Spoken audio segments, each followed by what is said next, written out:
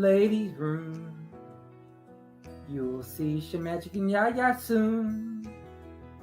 There's a meeting in the ladies' room.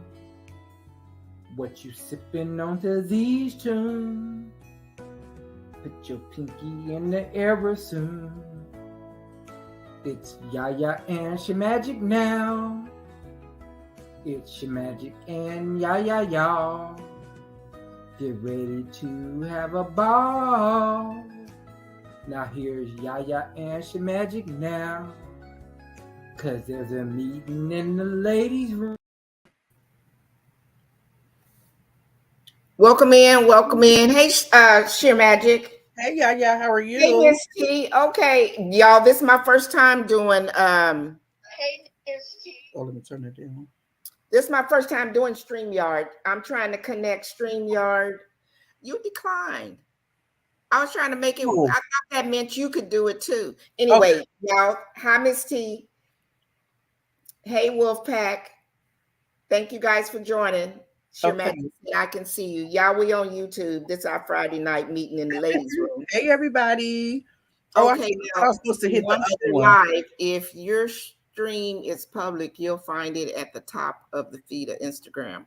We're having trouble streaming to Instagram. If you ended an Instagram, I don't know what that all means.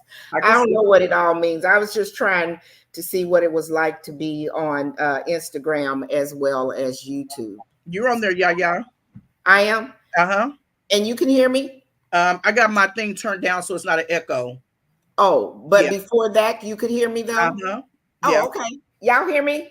Y'all give me a thumbs up if y'all can hear me. Hey, Jared. I know it's you. Hey, Micro Farmer. Hey, Joshua. Thank y'all. Where's Micro Farmer at? He's over on the, that's when he had comment earlier. Oh, yes, he had commented earlier. Okay, now let me get to my comments over here on, this is a lot of work. I wasn't trying to do a lot of work, y'all, but I'm happy y'all popped in. I appreciate y'all. We got a good old topic for tonight. So if you want to pop over on YouTube, feel free to pop over on YouTube. Now over here on YouTube, what's up, Joshua? Good to see you. Thanks for joining us tonight. Y'all, I'm crazy. Yeah. Miss T says she hear you. Oh, yes, I hear you. Okay, Miss T. Thanks for joining, Miss T. I'm so happy to see you. So, Shemagic, how are you?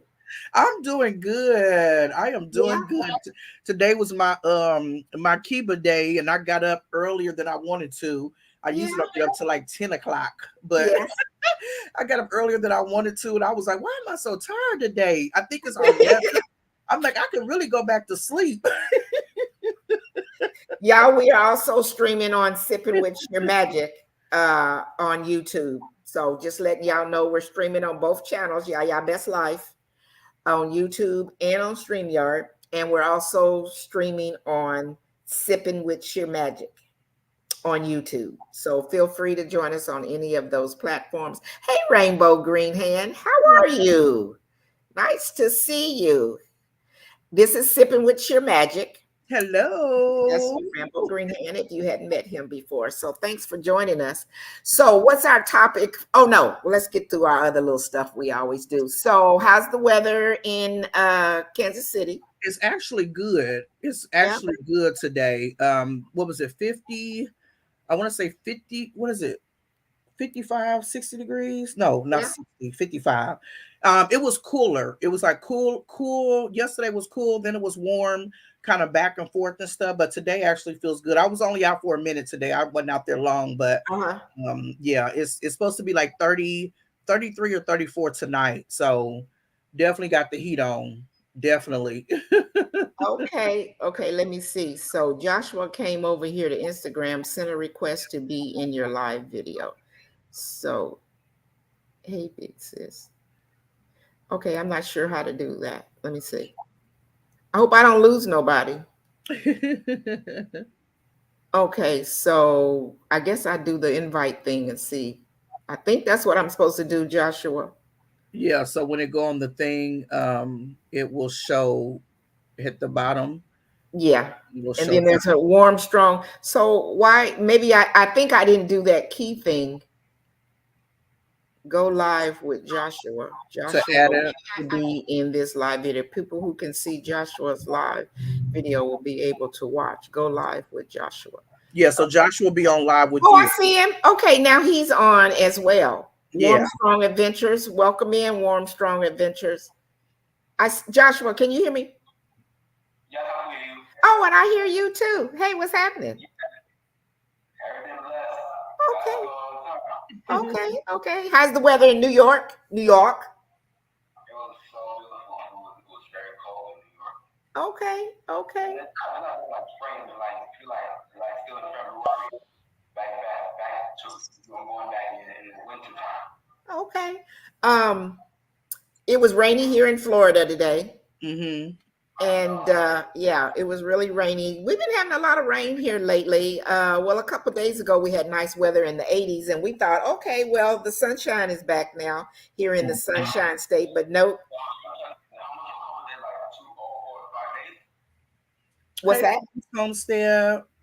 How are you? Yeah. Thanks for joining us. Hey, Odom. Welcome, Odom. Welcome in, Odom. Nice to see you. Okay, this is hard for me going both ways, back and forth. I'm not very good at this. Just pay attention to the comments. Oh, okay. Yeah. Hey, Jason. Yeah. Welcome in. And then Joshua just have to mute or whatever and just be in the comments so that way you can see. I can see both. Okay, Joshua, I'm gonna have to. Okay. Welcome in, Jason. You guys, we over here on YouTube as well at Yaya's Best Life. So feel free to join over on YouTube as well.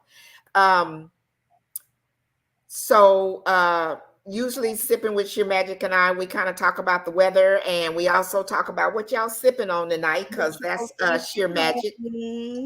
I'm drinking H to the O tonight is what I got. And look, I got an H to the O2 for a backup, but earlier I had a Jamaica Me Crazy wine cooler. That I don't think it's strong enough because it was giving me a headache. So I'm like, okay, I had to go back to my original vodka. My vodka and cranberry. What you sipping on, Joshua? What y'all sipping on in the chat? Drop it in the chat. Absolutely.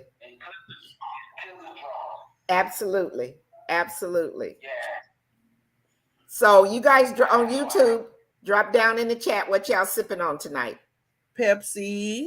Odom is over here, Joshua. He said he's sipping on Pepsi. I used to drink Pepsi a long time ago, but I don't do any soda now. Well, ginger ale, but I don't drink Pepsi or Coke no more. That used to be my thing. Because Pepsi and Coke don't mix well with vodka. Right. Neither one of them do. I'm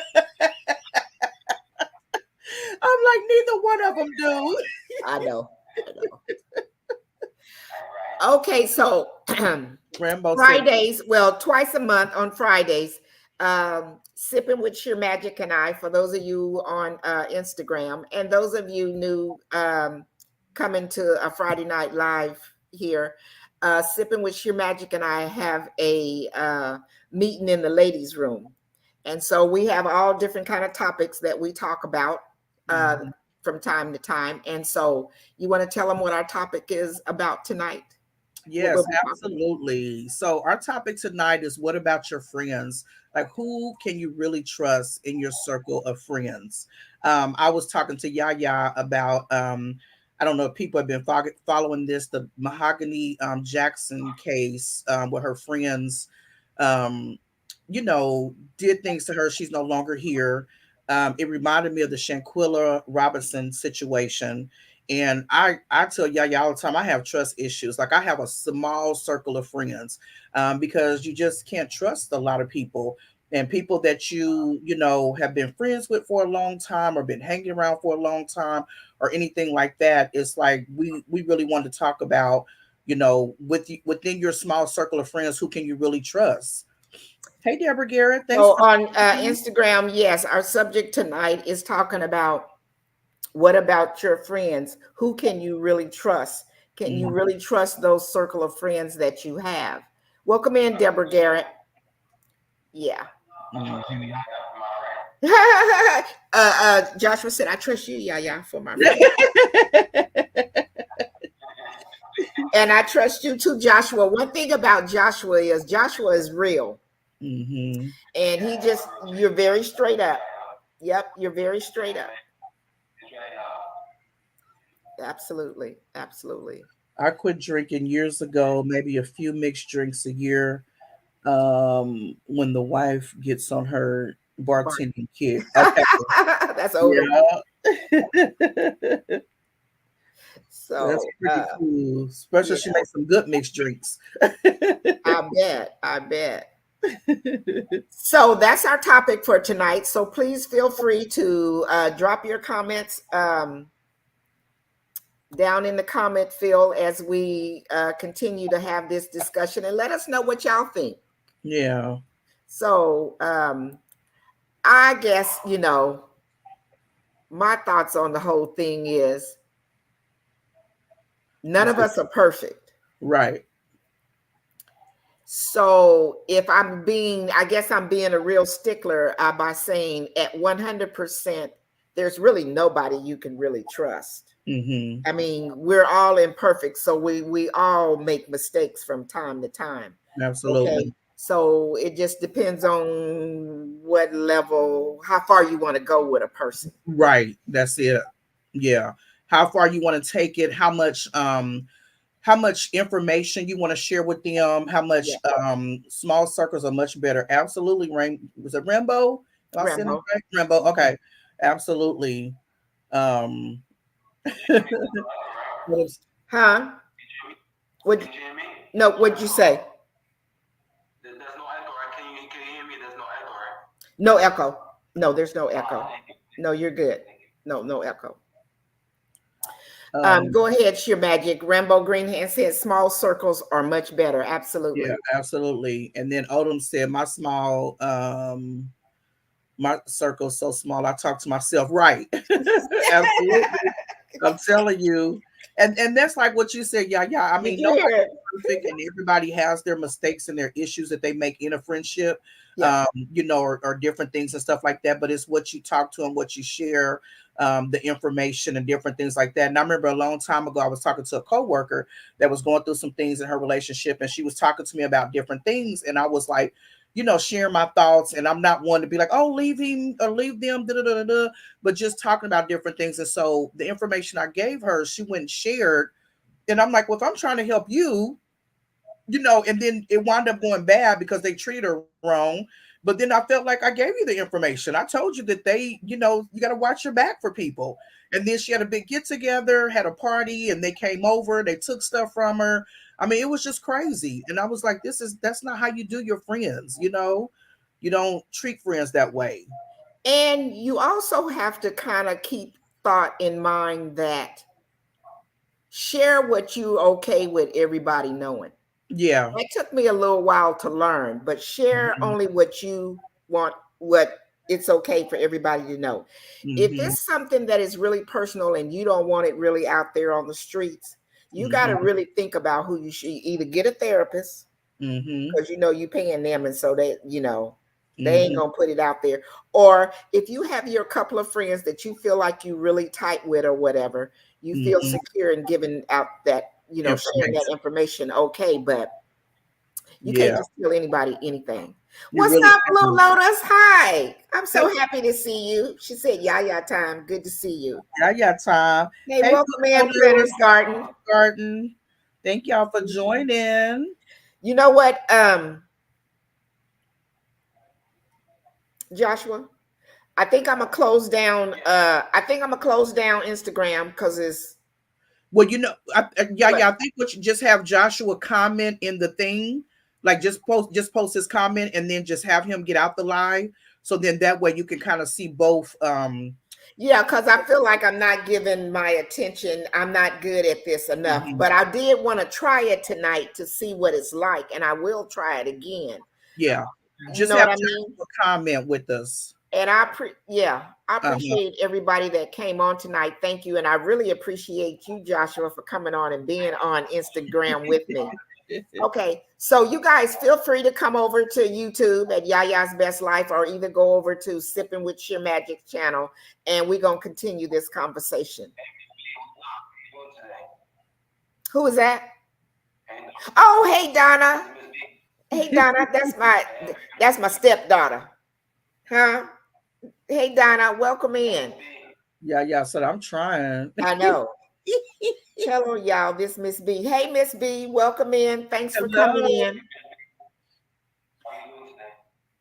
Thank you so much for coming in on Instagram. Absolutely. Microfarmer's here. Microfarmer, what's up? We was just talking about you. We don't see you down. You coming up today to have the conversation with us? So I was just telling everybody, Donna said, hi, Mama. Yes, ma'am. He said, yep. Okay, hang on. Yeah. I like Instagram, but you know what? I'm not smooth with it like I see other people smooth with it. Right. You know so all you really have to do, Yaya, is you can keep your Instagram, and then that way you can see people comments. I mean, you'll have to go back and forth and read them. But then when you invite somebody up to your thing, like if me and you, if I would hit the accept, it would have showed both of us. But when you invite somebody up there, they're interacting with you. And so that probably throws you off from being able to interact on both, platforms and stuff. And that way they could just, hey, mother of twins. Hey, mother of twins. I dropped the link. So Microfarmer, if you want to come up, or anybody else, if you want to come up, everybody that's on this live right now, I know y'all. So we know you. So feel free, go ahead and click on the link if you guys want to come up on YouTube. Happy Friday. Thanks, Thank everybody. you, Joshua, for carrying the conversation over there.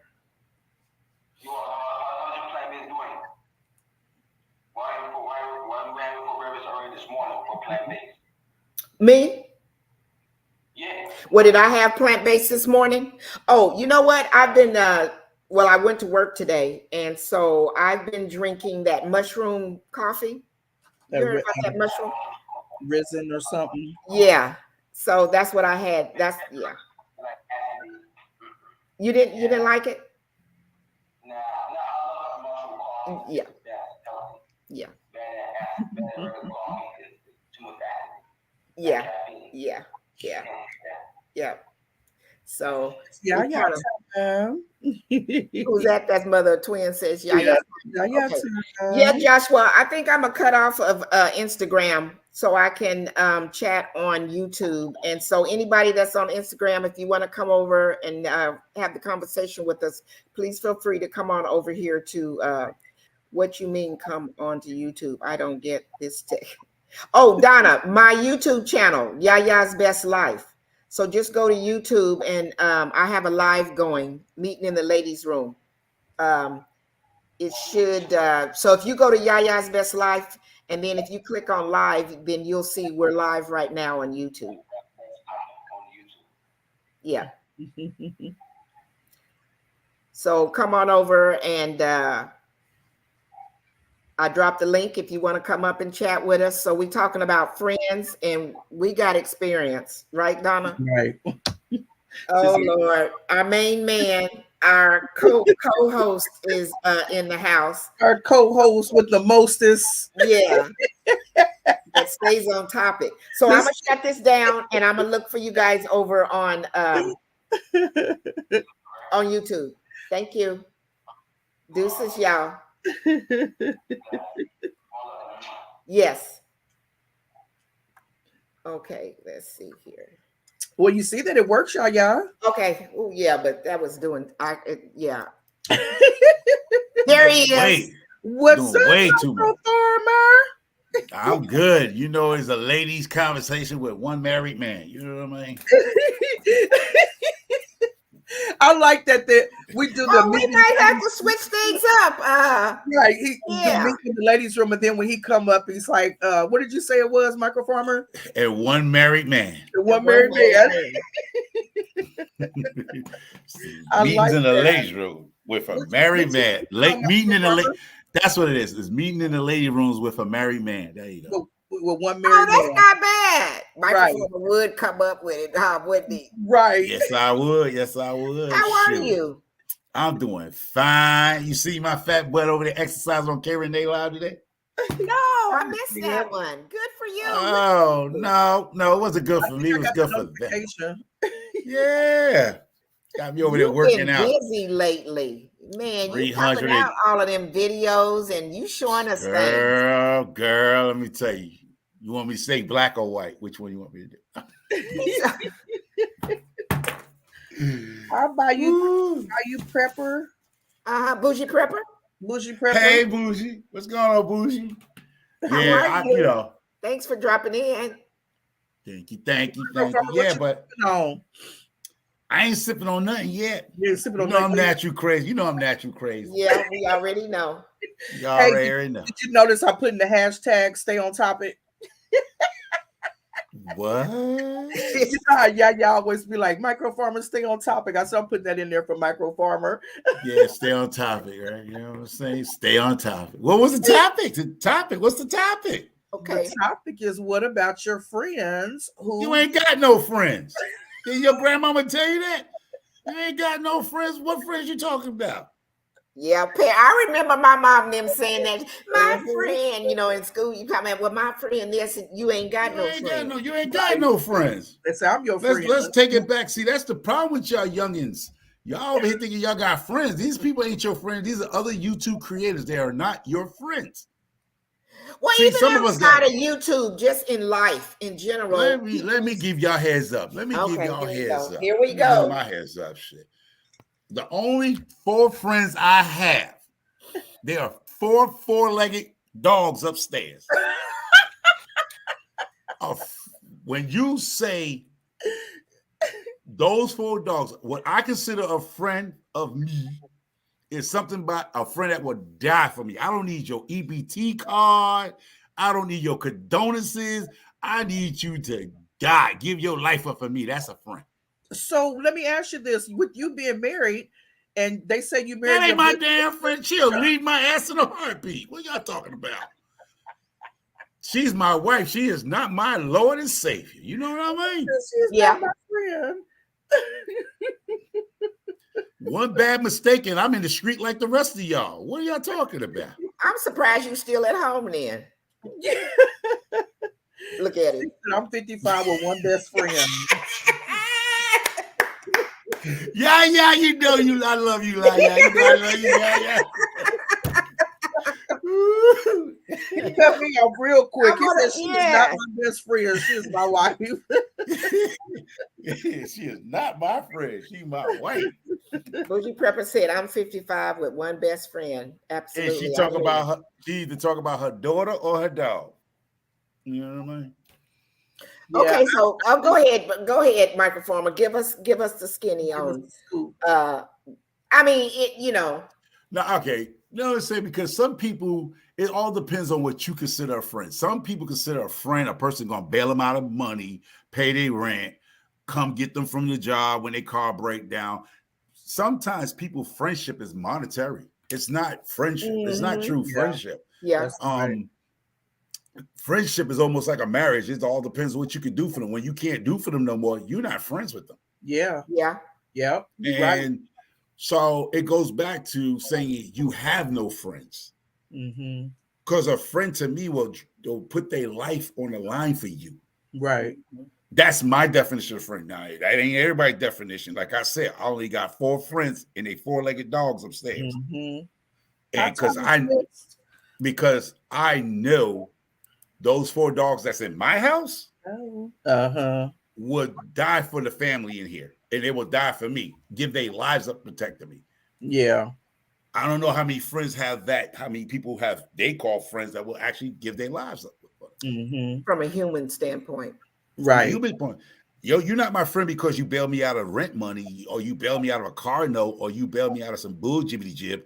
To me, that's not that's me. Once again, that's me. Right. So I tell people who got their face twisted up as in YouTube, I say, I'm not your friend. I'm just a YouTuber creator just like you. I'm not your friend. And they got all their panties in a bunch. And I'm like, why you get your panties in a bunch? We're not friends. But what do you consider them? What do you consider us? We enjoy you coming on the live. Right. Absolutely. I We consider enjoy y'all. having. I consider. Well, let me stop. Let me stop. Let me get this right. Yeah, Let me get this before right. let me get where's that X button in case I got to Check click that yourself. one off. Okay, sheer magic, and you already know. Okay. Right.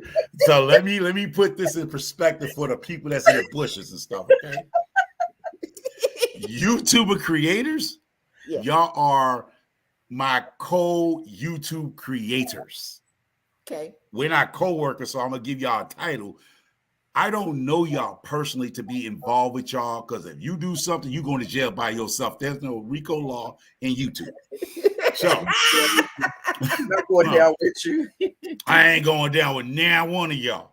Right. I'm So be they're like your this. YouTube. They're your YouTube community, is what you call them. That's what it's gonna be. If that's what you want to call it, politically correct. But then the other people that those are people I know. Yeah. Hi, Donna. Those are people I am not associated with. It's just people I know. Yeah. And I've See, changed my language too, microfarmer. When I caught myself the other day when me and Yaya was talking, I said, yeah, my friend. And I said, the girl that I know, like I changed it up because one thing about me, like when I grew up, I had a whole bunch of friends. Like I take it back. I'm an only girl. So I had 3 brothers, Donna said, I think they're friends. And then I think they're ride or dies. Absolutely. And so I had a circle of friends that I was around because a lot of girls wanted to be around me because I had brothers. They played track and basketball and football and sports. I didn't click with females like that. I'm like, whatever. they were trying to get a come up off your back. Yeah. And so my brothers knew, was like, now you wonder why your back is so wide. Now they was riding the hell out of it. Now, He's so did you say my back is wide? Where's the X button? Oh, you want me to click him off? Because we friends, Kiba, okay? You want me to click him off? I can't ride or die. Okay, you right. Click him off. You tell me, sis, okay? He is a mess. But they were people that I grew up with, and I thought that we were going to be friends for life, friends forever, and everything. Even when I was younger and we were in school, like planning our goals and what we want to be when we grow up and all this stuff. I had this big old wedding planned out. I had 15 bridesmaids, 15 groomsmen. I had all these flower girls, all this stuff. As life shows you life and you go through life, you start doing things differently. So I've been a bedroom candy consultant going on 4 years now. And one of the things that they do is when we start up, to get customers and how we get to, get regular customers to join.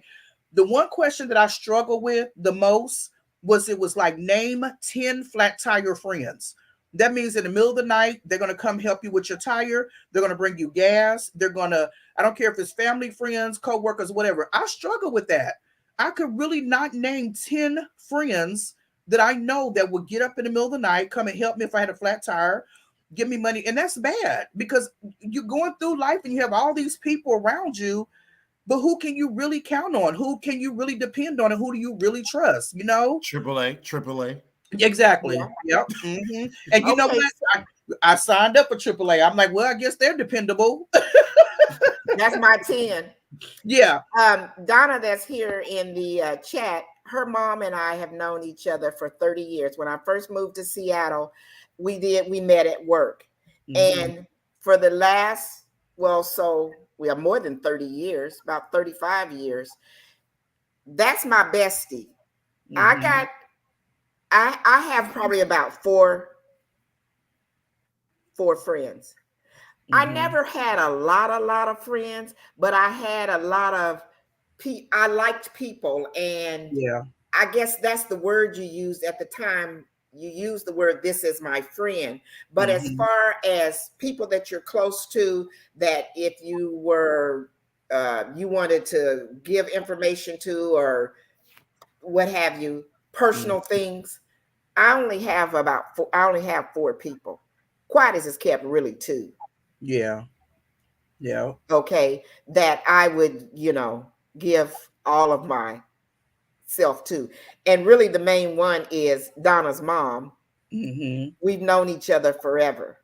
That's now good. If something was to go down and I needed something or whatever, or I needed that flat tire, mm-hmm. I needed some greenbacks, whatever, I always know that she would be there for me. Right. if I was to go and ask her. Now I Yeah. have other people that I can say, oh, that's my friend, but I would not go to them to that depth of asking for anything like that. Right. It's like you know who you can count on. If it's a situation, you'd automatically, without thinking, I know who I can call on, you know, or whatever the case may be. Yep. Like Donna said, yep, she knows. And with that said, over the years, early on, we talked all the time, but as we matured and life goes on or whatever, we don't talk all of the time. We've gone without talking for a few years. But when we came back together was like the day of the last time that we had talked. And just catch up. You know what I'm saying? So Donna said, and I'm her backup for them. What she said? The greenbacks. For the greenbacks. Well, Donna, I'll with you with the big backs. I can do the big backs with you. I don't know about them greenbacks. I just met you, but I'll be with you with the big backs. You know, the big backs. Microfarm a mess. I'm down with the big backs. You know what I mean? But it's Tiny Twin said, I will come your way. Count me in. I know that's right. Thank you. That's right. But I mean, no, because we're gonna do hashtag keep it on topic. But yeah, I hear a few people out here today talking about, because especially in this YouTube community, even Instagram, any of these major social sites, people are getting, how to say, getting back hurt. You know what I mean? What you mean? Butt hurt. Okay, you want me to go there? Butt hurt.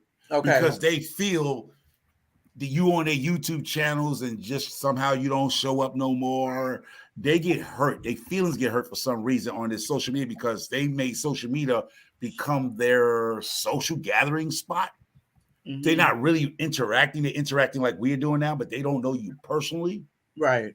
And so if you don't show up, people are just assuming that you don't like them no more. It's not that I don't like you no more. I was never your friend to like. I just use a YouTube creator. We're doing this to have fun and enjoy our lives as we go on our day. What going on with Yaya's personal life has nothing to bear on me. And we have to understand that as YouTube creators. I don't care if you over here every Wednesday checking and kikiing up. At the end of the day, you might not wake up tomorrow, but YouTube gonna still go on. You know what I mean? Absolutely. Yeah. They're gonna be like, you heard Michael Farmer passed away, and we're gonna be like, yes, I could don't bow our heads. By next Friday, girls in the room, it'd be somebody else here. Y'all two still going at it. I'll be laid out there. No, you like nobody showed no love for you is what you're saying. No, not saying that. It that deep, Microfarmer, though. I take my life seriously. You better be trying to think about me if something happened to me, and it better be more than one day. Right. No. I'll be asking Tim, what you gonna do with her clothes, Tim? Because I got this organization over here that need her clothes if you ain't gonna keep them. Well, he's sure not a friend. Where's that X button at? Okay. Exactly. you give Tim about 3 years, he ready to clean that closet out, girl. I'll come on get it. I'll come get it. Well, and that may be. Well, sometimes we do talk about that kind of stuff, but there's friends. Yeah. This subject is kind of a wide subject or whatever. It's not just because you can have friends, but other things come along with that. Do you trust them? You know what it is? Friends is who. All right, I'm gonna try to make this the way I'm looking at it. Your friend is what you make of a friend for you. Your friend makeup, what you call your friend, might not be the same makeup as I'm calling a friend. Right. So you're not wrong in the way who you call your friend, and I'm not wrong who I call my friend. My friends gotta die for me. Your friend don't have to. They just got to come back with greenbacks, and hers got to buy some of that bedroom candy. You know what I mean? So it's to each his own who you consider a friend to you in your life. Right. And it's also how you meet people too, I think. It's like if I so me being, I want to say new, but I'm not new, almost 2 years in to YouTube. I've met people like when me and Yaya talk, I go and follow people like Microfarmer. I met you through Yaya, Joshua, Patty's Kitchen. There's so many people I met through Yaya, Miss T with the T, and not met them, but start going to their page, their channels and stuff or whatever. Even different other channels that I start following other people and different things like that and stuff. But like you said, consider them as your friend. And when I first started YouTube, I've been watching YouTube forever because I do crafts and different things like that. I love music and all that. but I never subscribed or anything like that. I would just go back and just kind of watch their channel. So when I started my channel, Big Kid, are you dying for your friends Oh too? yeah, I'm a die for. Hold up. I would kill for my dogs. They ain't got a people around here, bougie. They know I would. Now them chickens, you could kill a chicken, you can kill a rabbit, but them 4 dogs upstairs, we got I that would kill bond. for my dogs. But I'm gonna kill for my dogs. Kiba, I want you to finish your thought, but I do want to, because you know I'll forget. I do want Microfarmer to address: do you have any human two-legged friends? Right. Yes, I do, Lord. Yes, I do. I got 2 of them. I hope I never meet them again. Oh, Oh, they're not here. No, they here. They here. But see, we have a history that we don't need to be around each other no more. You feel me? So they're not your best friends then. Yes, they are. They are my best friends, but we made that vow like Vietnam. When we get away from this world that we was in, you stay on your side of the water, I stay on my side of the water, and hope we never see each other again. But if I get that call, it'll be like somebody called me, told my mama that I'll be crying. I'm 56 years old. I can't help you, brother. I can't help y'all. You know what I mean? I got kids. I want to see my grandkids. I want to be up here with Share Magic and Yaya and cuss out Bougie Prepper and all of y'all. Those 2, I got 2 good, I mean, friend. I'm talking about, see, I tell you, I gave the definition of my friends. Yeah, okay. Yeah. Okay. The definition of my friends, those are the friends that we have dirt. We could all be gone. You feel what I'm saying to you? Yeah. So you will never have pictures of us together, ever. If you didn't get us at 17 and 16, listen. It'd be like it's like catching a picture of Bigfoot, the real one. You said Bigfoot. But I do have 2. I have 2 friends, like what y'all talk about. I do have those 2. And we vow, like a lot of these guys who came back from Vietnam and wars. Oh, yeah. Where we hope not to never need each other's services and help ever. Yeah. You know, that's the life I come from. Now, I know goody two-shoe. I keep telling y'all people, and y'all have been following for years. I ain't never been a goody two-shoe until I got old. Mm-hmm. Until I start going bald. That's when I got to be a goody shoe. She said goody two shoes. As long as I had hair on top of my head, shoot, I slapped the ping pong out of you. No. He said the ping pong. Well, the older we get, the more we kind of settle. Yeah. Okay, so I had meant to do this before the live, so I'm just giving the dictionary definition of a friend: a person whom one knows, with whom one has a bond of mutual affection, typically exclusive of sexual or family relations. She's a friend of mine. I know. I'm surprised to hear that. Okay, and then it says informal, add to a list of contacts associated with social networking websites. I am friended by 29 people who I have not friended back. Oh, I'm surprised to hear that. What is the definition of a true friend? Yes, someone who accepts. Here's what I was looking for. A true friend may be someone who accepts you unconditionally, helps you grow, supports you in tough times, and increases your ability to love yourself. Mm-hmm. Okay. And you know what? Yeah. And then let's go back to talking about the wedding thing. When I was talking about the 15 bridesmaids and groomsmen and stuff, right? So there's a lot of weddings that I've attended over the years and different things. And as I was attending, my list was getting smaller and smaller and smaller, because I would hear some of the bridesmaids talking about the bride. And I'm like, and this is a person that you have standing next to your side when you're getting married. And my thing is this: when you're picking your bridesmaids and your groomsmen, I would think that the person that I would want on my side, I don't care if it's a friend, if it's Yaya, you're not related to me or my groom, that if I'm going through something as a friend, you're not just going to be like, just hear my side of the story. You're going to hear, even if he don't tell you, you know what I'm saying? Be there for, for like, I don't know how to say this, like his side, my side, and just help me make the right decision. It's not always about girl just leaving or, this, and that, or whatever. Just be there to comfort me as a friend and not judge me. And then if I tell you things that's in secret, like we said, you have to be careful on what you tell people and what you talk to them about. So if I say something in secret and in confidence, I want them to keep it there and not go and just start spreading it or talking about what we talk about. And if it was my decision to go back to my partner, not for my friend to judge me and say, why you go back to him after X, Y, and Z. And that type of friend is very far and in between. In between, yes. But a lot of times we don't learn that till later in life. Yeah, absolutely. Yeah, I learned that from my daddy. My daddy told me the same thing. He said, your friend, you see his wife or girlfriend doing something, if you know that man love that woman, don't you say nothing. I've heard that as well. Yeah, I've heard that too. Yeah. Because you don't get in your, you don't get, oh Lord. But anyway, let me get, you don't get into your, if you, that's your friend, you don't get into their relationship, period. And a good friend wouldn't even put you in that position of their relationship. Yeah. Because I'm not going to tell, like Sir Matt said, I'm not going to tell you to leave your wife or leave your man. I'll be like, listen, you're going to have to make that decision for yourself. Yeah, that's your decision, not for me to make. I can be a listening ear. I'm going to be. But I'm going to tell you what God told me on my first wife. I just woke up in the morning, know it was over. Right. You know what I mean? Mm-hmm. They thought when me and my first wife split the bean bags up, people were shocked. Mm-hmm. Because I never went to nobody and said, I'm having problems with it. I kid you, my brothers who are divorced, some of them are divorced now. They was like, how you know? I said, I just woke up one morning. Mm-hmm. Done. I left the house with all my dirty drawers still in the closet. You know what I'm saying? Hey, Venture Spirit. They can tell you that.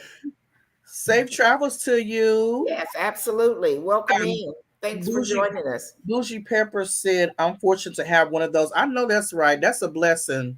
Yeah. To even have one.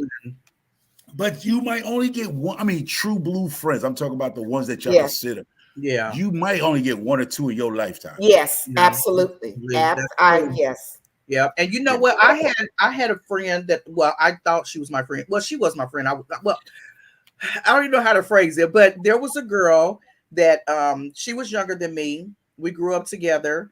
I consider her my little sister, and we were like not even friends. We went to that next level. We even got matching tattoos. I was her kid's godmother, everything. And we just went through life. I had her back. I looked out for her. I decided that I was going to leave my relationship that I was in, and I was going to move to Atlanta, where she lived at. We talked about it over and over and over again because people told me, don't do it. Don't move with your best friend because y'all are going to lose the friendship. I'm like, no, me and her are so close. We done talked about it. We was like, this is what we're going to do if we ever get to that point, this, and that, blah, blah, blah. Long story short, that didn't happen. I moved to Atlanta. I felt comfortable. I felt welcome. After a month or two, they start changing, moving differently. Her friends that welcomed me when I first got there, things start changing up with them. She was saying different things to where I'm like, we grew up together. We've been like this forever. I don't know what happened. I don't know what changed. My brother passed away. I wound up coming back to move to Kansas City with my family. And so it was something I was doing. My brother had posted something about my mom on Facebook, and I went to comment, and then I had seen her picture, and I was about to say something to her. When I goes to her page, it said add friend. So I said, okay, well, not only she's not talking to me, but she done like unfriend me on Facebook. So I'm always like looking for an answer. Like what? Like, what did I do? Like, am I not a good friend or whatever the case may be? So anyway, long story short, that didn't wind up happening. It broke my heart because I felt like she was my person. She was my ride or die. Me and her was going to ride it till the wheels fell off. She threw me a birthday in Atlanta, and we wound up going out. She had a cake, everything and all that stuff. And we were all drinking, having a good time. She got more drunk than I did, and I'm a drinker. So I was having a good time. It was my birthday. We turned up in Atlanta, and she got drunk, and I just started looking out for her. I was trying to make sure she was cool. We was walking her out to the car. I laid her in the back, made sure she was good. And people was like, your friend was really watching out for you. She was looking out for you. The next day, she was like, how you helped me when it was your birthday and you was turning up more than I was? And she was ordering shots and all this other stuff. That's what a friend does. You know, I looked out for her. I'm like, I'm cool. You know, I don't want nothing to happen to her. I'm gonna make sure we get her home safe and all that stuff. And so, it was just real different because that is the only friendship that I will say that hurt me the most because of the way that it ended. And we don't talk anymore or nothing like that or whatever. I've gotten over it, and I learned that people come in your life for a reason and a season. Yeah. And her season must have been up, and that was it. And I just said I'm gonna have to leave it there. And people come in to teach you different things. They teach you this, they teach you that. So you just have to go on and not let it bother you. okay, let me recap what you said all here because it was a lot. Was you taking notes? I was trying to, but it was so much my pencil broke. But anyway, right?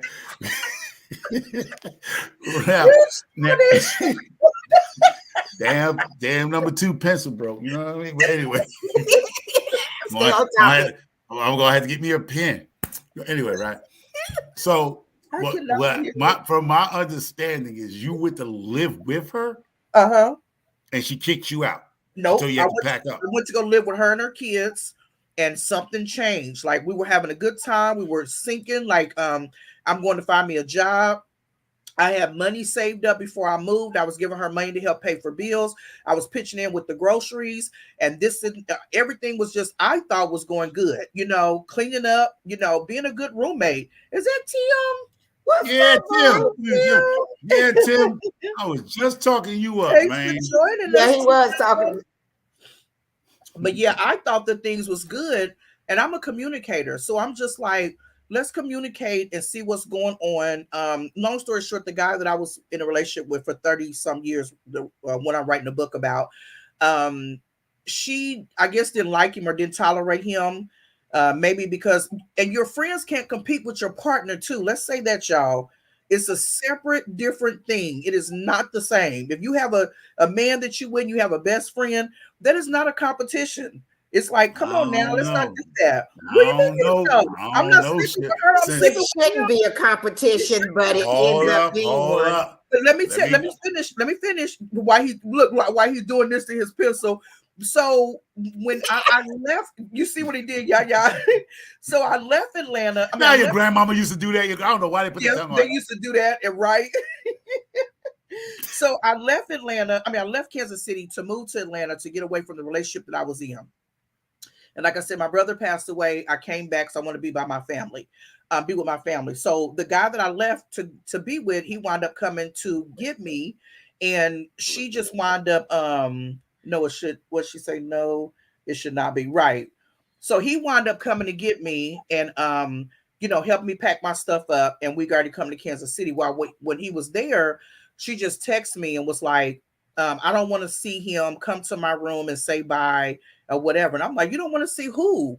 So it was like she was upset. To me, I'm going to take it as she was upset that I wound up going back to him or whatever. I don't even know because, like I said, I never got clarification, but she didn't want to see him. And so I just wound up going to say bye, thanking her for everything, telling her I love her and all that stuff or whatever, and then came back to Kansas City. And like I said, that's when I noticed that we weren't friends no more. And then her daughter, which is, she's got her name, after me as well. I had commented on her thing and stuff. And so she wound up deleting me. And then her son, and I'm not even upset about that, because if it's a mother and they have a friend, their kids is not going to go and, do whatever. So, but no, she didn't kick me out or anything. I left.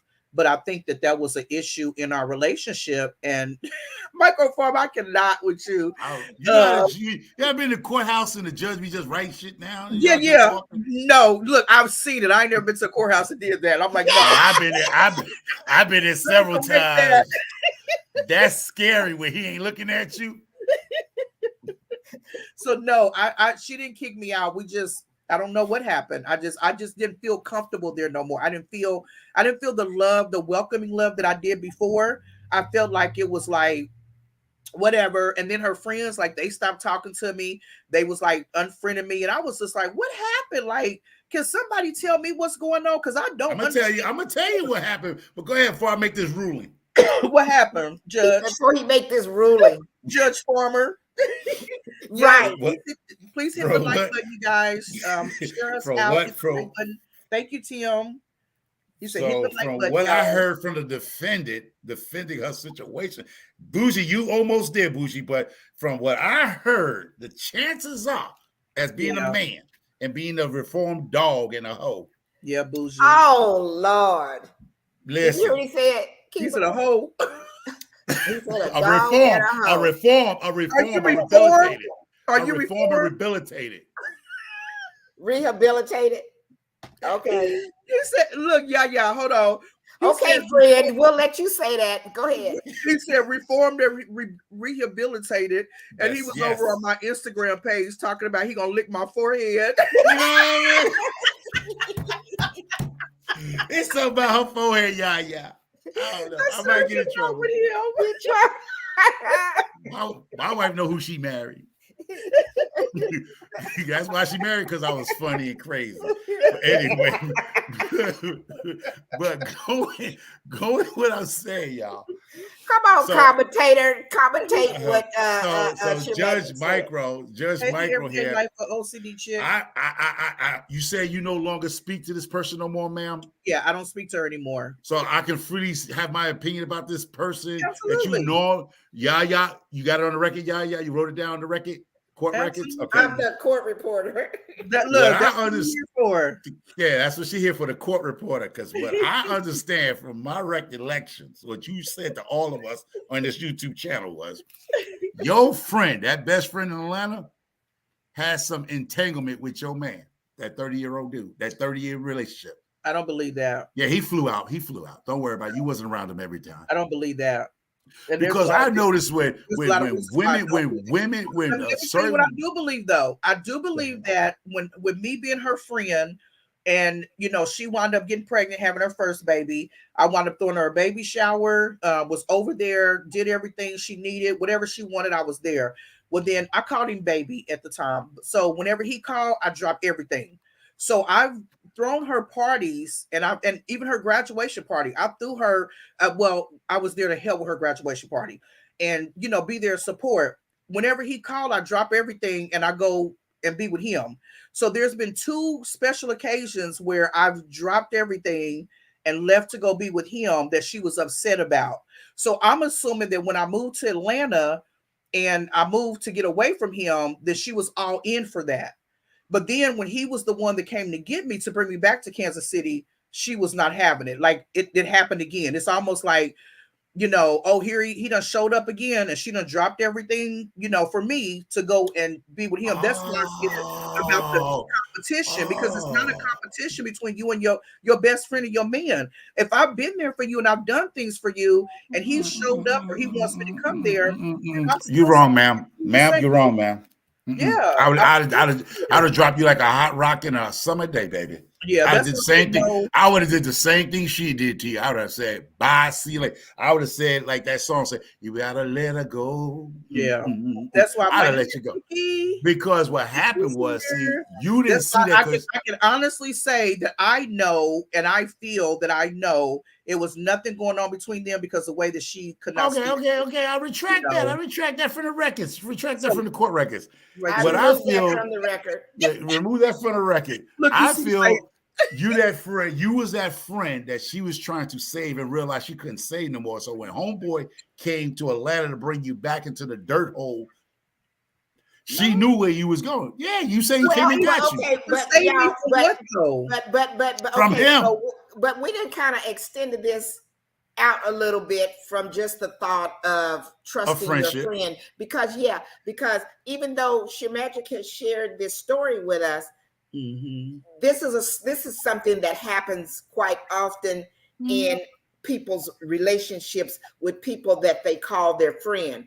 And sometimes we have friends that are very controlling. It is almost like a relationship. A girlfriend relationship can be, a friend relationship can almost be like that male-female relationship, that what you said, Shemagic, should not be no competition. Right. Sometimes friends just be trying to control your life or whatever. I'm just saying, you are a true friend, you're going to let you're gonna let that person be who they are.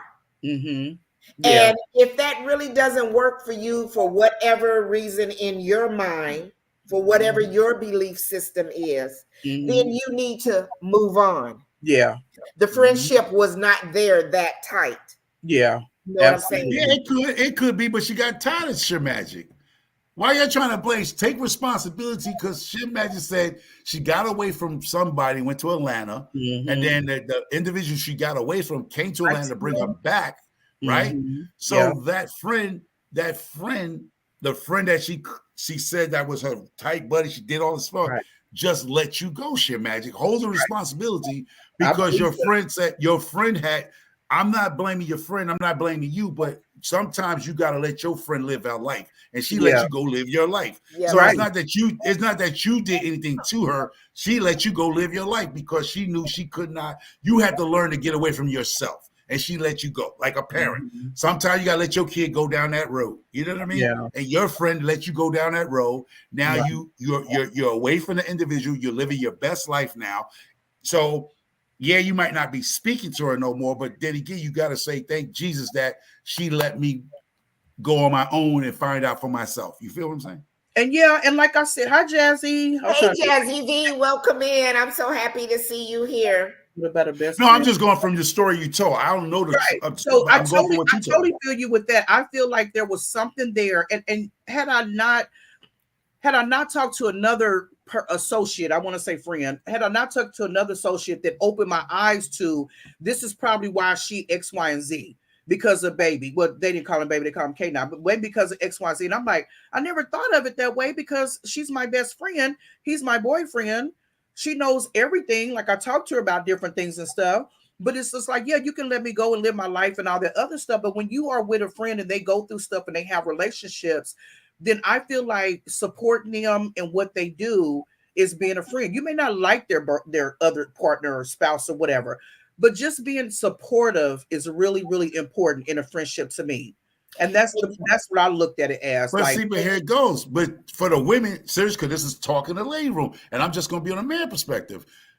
There's women right now in this chat have that female friend that they are saying they see that phone, they know she coming with some bullshit, chippity chippy. They don't. It's not that they because your friendship only has a limitation. yeah, I don't, and I think Boo said that's not true. Your friend, yes. It comes to a point in time when you're having you could be the best friend, good friend, whatever y'all want to call it. They get tired of hearing you, which is a sad story because they can't reach you no more. So they let you go. It's not they not being a good friend of you. They just, it's toxic for them as much as it's toxic for you. And they got to let you go. Sometimes you just got to let it go. Okay. So let me jump in here. It still boils down to what type of person you are, as far as how a person keeps extending themselves as a friend to someone. The lady that was on here, Donna, and was saying that her mom and I are best friends. And there was a time in our life that we didn't speak for a while. Well, she wasn't hip with my first husband at all. What the hell so ever. We went 10 years without talking to each other. Now, if she was on here, we would laugh about it right now because, of course, she blames me because she said I quit talking to her. But the point is, and he was not a good person. And I know when I look back on it now, I know in her mind, it was like she did not like seeing me with him. Okay. So it was, the friendship just kind of went by the wayside. I don't want to say the friendship went by. We never lost that connection because after a while, when we reunited, that's what I meant when I said earlier, we picked up exactly where we had left off at. Our friendship really had nothing to do with him, but it was hard for her to see me in that relationship with that person. Right. And so for her own self-worth, she had to back up and remove herself from exactly what I just said. That's what she needed to do. Our relationship. So now, if I called her, she gonna answer, and she would talk to me or whatever. But it wasn't like our friendship of us kicking it like what we did before. Yeah. And I guess I was upset because we always communicated and talked to each other about different things. So I'm just like, okay, if I wasn't that friend, or if you felt like you needed to let me go, then I kind of would have loved to know that. But then I got to a point where I'm like, it doesn't even matter no more. Whatever the situation could have been or whatever it was, that was the only friend out of the whole 53 years I've been on this earth that I was really upset about the direction that it went. You know, my other people and associates and different things like that, we talk from time to time, or we'll text and all that other stuff. We don't talk every day, and life gets busy. I even tell people always tell me, well, you don't call me like you used to, and this, and that. I'm like, I got a full-time job, 3 side hustles, a YouTube channel. I got a lot of things going on. That's where my energy is going to. It's not like Micro Farmer said, you have that one friend that as soon as they call, you know it's going to be some BS. I don't have 30 minutes to entertain you. I really don't. I need to be trying to create content. I need to be trying to, you know, see where I'm going to do a vendor event at. And so I'm not that person that I used to be. They'd be like, girl, yeah. And what happened? And da-da-da-da-da. And now I'm just like, just pray about it. Just pray about it. So then they look at me like, well, Kiba thinks she's all that. She's on YouTube now. She's doing it. I'm like, think what you want. I'm not coming up with whatever. Just because I don't want to listen to all that extra stuff no more. I think we use that word friend loosely. Yeah. Because, you know, you can have, what do they call it? Associates or comrades or whatever. Associates. Okay, associates. And there's people that I like and I enjoy talking to them and we laugh and we have a good time or whatever. But I guess you could call them an associate. Yeah. You know, so I think we kind of maybe sometimes use the word friend a lot, kind of loosely, because, you know, kids do that. Everything, somebody they talk to at school, my friend. Your friend who? Yeah. What do you even know about that person? So, yeah. I wanted to see, it was a comment I was trying to. And what Tiny said here too, you had to let go and let God. Yeah. And if you take it from that standpoint, from a Bible standpoint, in there, see, I'm not even going to remember. Don't ask me what the scripture is, but it talks about in the Bible places of about trust no man. Yeah. So, you know, again, it comes back to that. If you're looking at things 100%, we're all imperfect. So there is no one that is going to be 100% that you can trust in life. Everybody's going to make a mistake along the way. They may not mean to. You may think that that's your friend or whatever, but people do make mistakes. And some mistakes, they meant to do it on purpose, and they some ruthless old hags. Yeah, and that's you really need to get rid of them. So that wasn't really a friend. And sometimes you may have somebody that, you know, is a friend that they did make a mistake, and you are able to come back together and talk about it and apologize and continue forward. Yeah, because that could be another good conversation, because there's people and parents that don't get along with their children no more. I mean, it ain't just friends. There's people who brothers and sisters haven't spoken in 30, 40 years. Yeah. Blood. I mean, forget about the friend. There's people that don't even talk to their blood folks.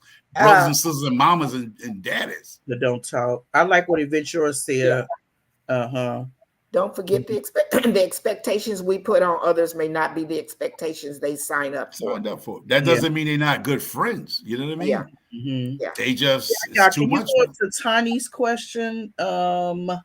Right under. Yeah, she said, "What about a best friend?" I was trying to see if this one right here.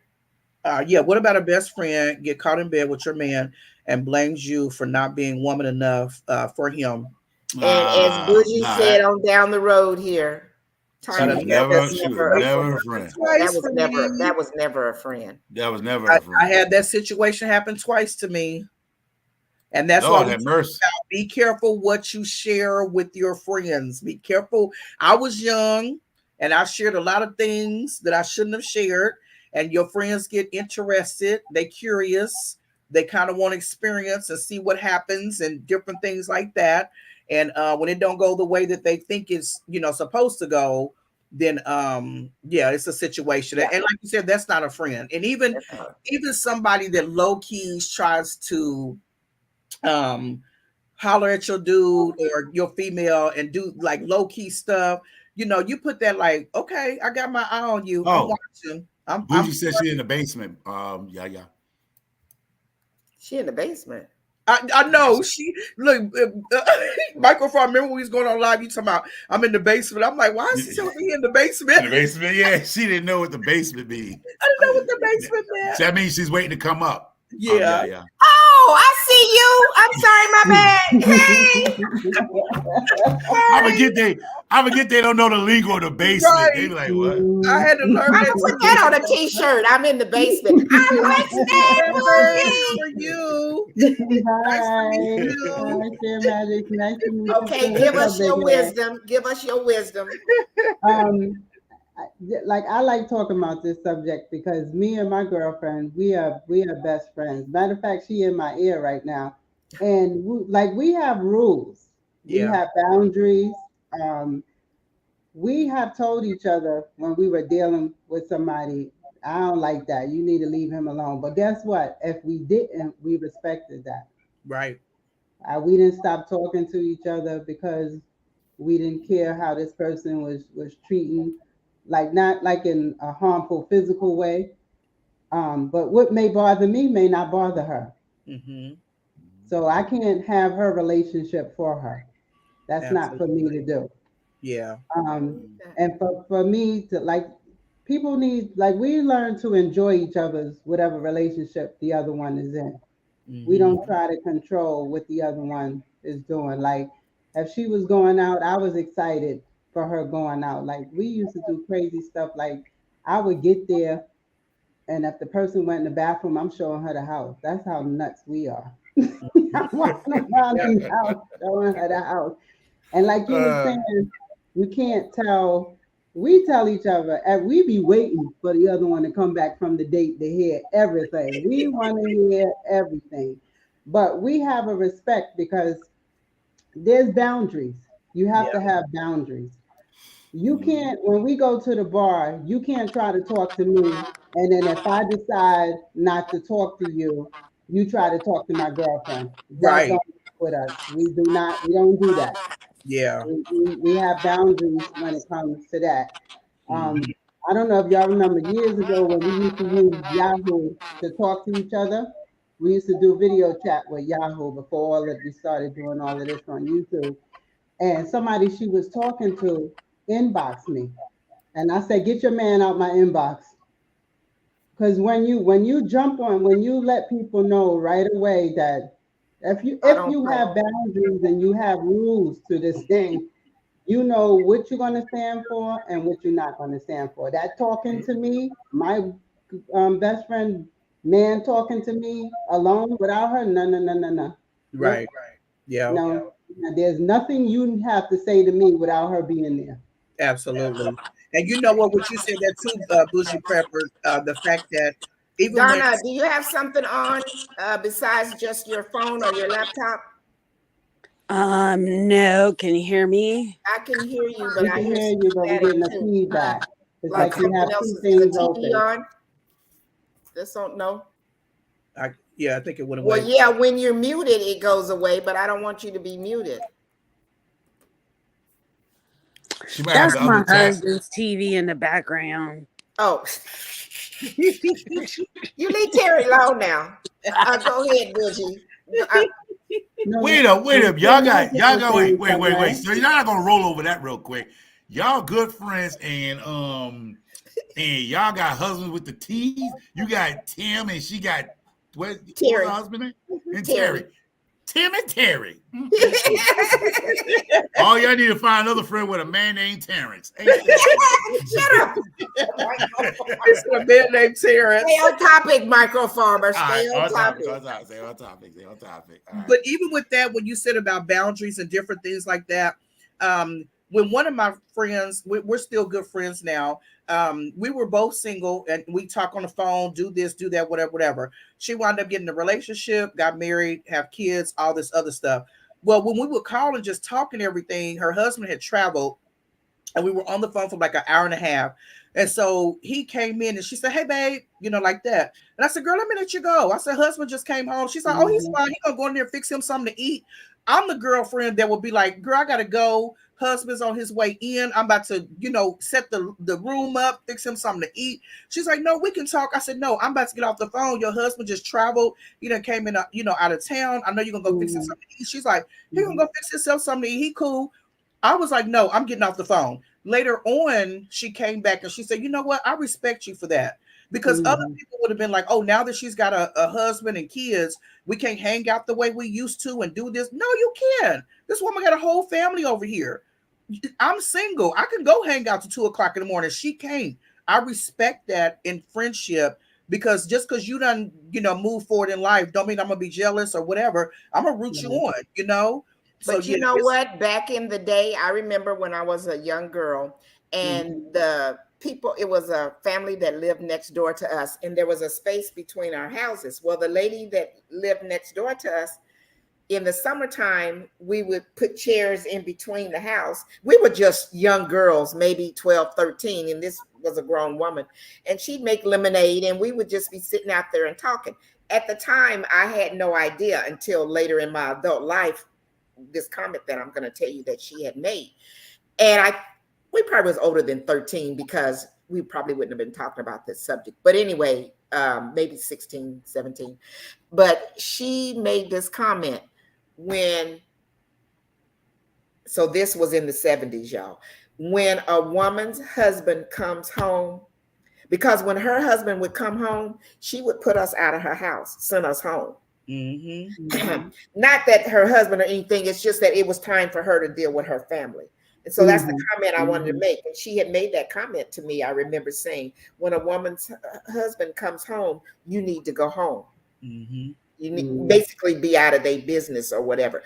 So that's old school. That came from way back when. No, that was mid school. Old school would keep people out your house. That's old school. Okay.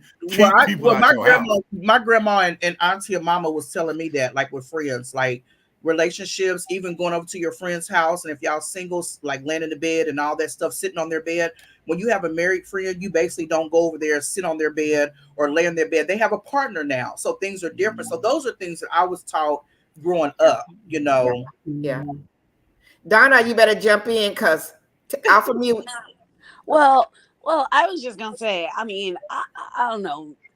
Like, for me, I feel like I want my girlfriends to feel as close to me as they do my husband, and like, in a way of that, like, if they come over and visit me at my house and he's around, that we're all laughing, that he feels like, that they feel like they can laugh with him and joke with him the same way they laugh with me and joke with me, and they can, talk to him, we may not tell like our girl code secrets and whatnot, but they're just as I got secrets. Yeah, like I got secrets, Donna. But I mean, I personally value that if my husband didn't get along with my friends, and if he was like, I don't like when you talk to so and so, that would bother me. But I like when my girlfriends will call and he's like, hey, so and so, in the background or whatnot, and he jumps in the conversation. He's part of the conversation. Like, I value that. It's like, and I think that is good, but I do think that, as what Bougie was saying earlier, there still has to be some boundaries, and you still have to be aware and pay attention because there's some little demons around. Oh, for sure. I got one. Okay. They might be smiling and smiling and all this kind of at you, but they be trying to get your man. And but see, but coming from the man's side, those are not friends, because when I was married, just like how she said, my girlfriend was able to talk to my husband, and we would all be able to joke and laugh, and I wasn't concerned with her doing anything. That's a real friend. If you got friends side-eyed in your husband, them ain't friends. But I do want to interject because there's a woman full of women. I'm the only man here, but I'm gonna tell you out of God's truth. You know your husband. Your best friend should be your husband at that point in time, because he know what she shouldn't touch. I wouldn't care if your girlfriend did come on to him. He should have let you know, like, hey, Donna done came at me. You know what I mean? I don't want to start no trouble. But most men, seriously, most men don't sit around their wives' friends. Like, I'll be down, like, well, we don't have company, but I'm just saying, if say she had company, I'll be in the basement down here, bottom of the house. I'm nowhere near them. Either you get your coat, you leave the house and go to the bar, go somewhere, go shopping. You should be sitting under your control. Hold up. That is the self-control. Where's the self-control, though? That is the self-control. You don't No, put that's yourself. not self-control, because I should be able to sit with my No, you don't. girlfriend and her husband, and not looking at him in no Oh, kind you of talking about the woman? crazy Well, way. I'm telling you what most men do. Most men don't sit around their wives' friends unless they went to college together or they are mutual friends from childhood or something. You know what I mean? But usually men don't sit around their wives' friends who they met at. Maybe you had a girlfriend in college. He don't know your girlfriend, but that's your best friend from college. Y'all moved to Albuquerque. He's from Georgia, whatever. Most men don't sit around they wives' friends. Is that part? I'm just saying from a man's point of view. Like if he's not going to sit around, I don't know about the other people's husbands, but I don't sit around my wife's friends. Not because I'm thinking I'm going to do something. It's just I don't need to be around that clickety clackety stuff. You know what I mean? Comments? I mean, and I don't know about like sitting around. If I'm having a girls, like if the girls is getting together and it's a whole girls thing, then yeah, you need to go. But like, for example, I had a friend who was in town last week. She likes sports. He likes sports. So she came over. They talk sports more than I do, So if anything, I felt like more of the outcast in the conversation than anything. But I like that, he feels comfortable to have that type of conversation and whatnot, and that like we can all three. It's like being in a room with a group of three friends that grew up together or something like that. You know what I mean? But like that's kind of what I'm trying to describe. Yeah, because I'm saying I've been married, been 19 years. This is my second wife, and my first wife. It's not about discipline. It's just don't put yourself in a position for anything to be said as a man. You know what I mean? Yeah. Yeah. I mean, some men. Yeah, I understand that. Yeah. So you don't put yourself in that everybody should position. have some kind of self-control. I mean, you got to have some kind of. I do. I have self-control. My wife know I went to Savannah last year. I'm saying on both sides. I'm saying on both sides. Most women with people without funny. Most women know their husbands. Most of us. You know what your spouse, I hope you do, but some of us get snagged sometimes. We get tricked into stuff, but most women know what you're married. You know how you met your husband, and you know his likes and you know his dislikes. You should know those things about the man or the woman you're married to. There's certain things I know my wife ain't gonna go for, and my wife didn't know there's certain things she could speak for me. I can speak for her half the time. That's how sync we are. You know what I mean? Mm-hmm. And you got to have that level of respect. Like Ms. Don said, her husband could sit with her friend and talk sports. That's it. You know what you married. Most time people just marry because of convenience and the big house they want to show off. But if you marry for love and you love that person, yeah, the respect's gonna be there. Mm-hmm. Yeah. And like you said, you do know your partner to, you don't know everything. I got two brothers. I don't know everything about them, and I grew up with them.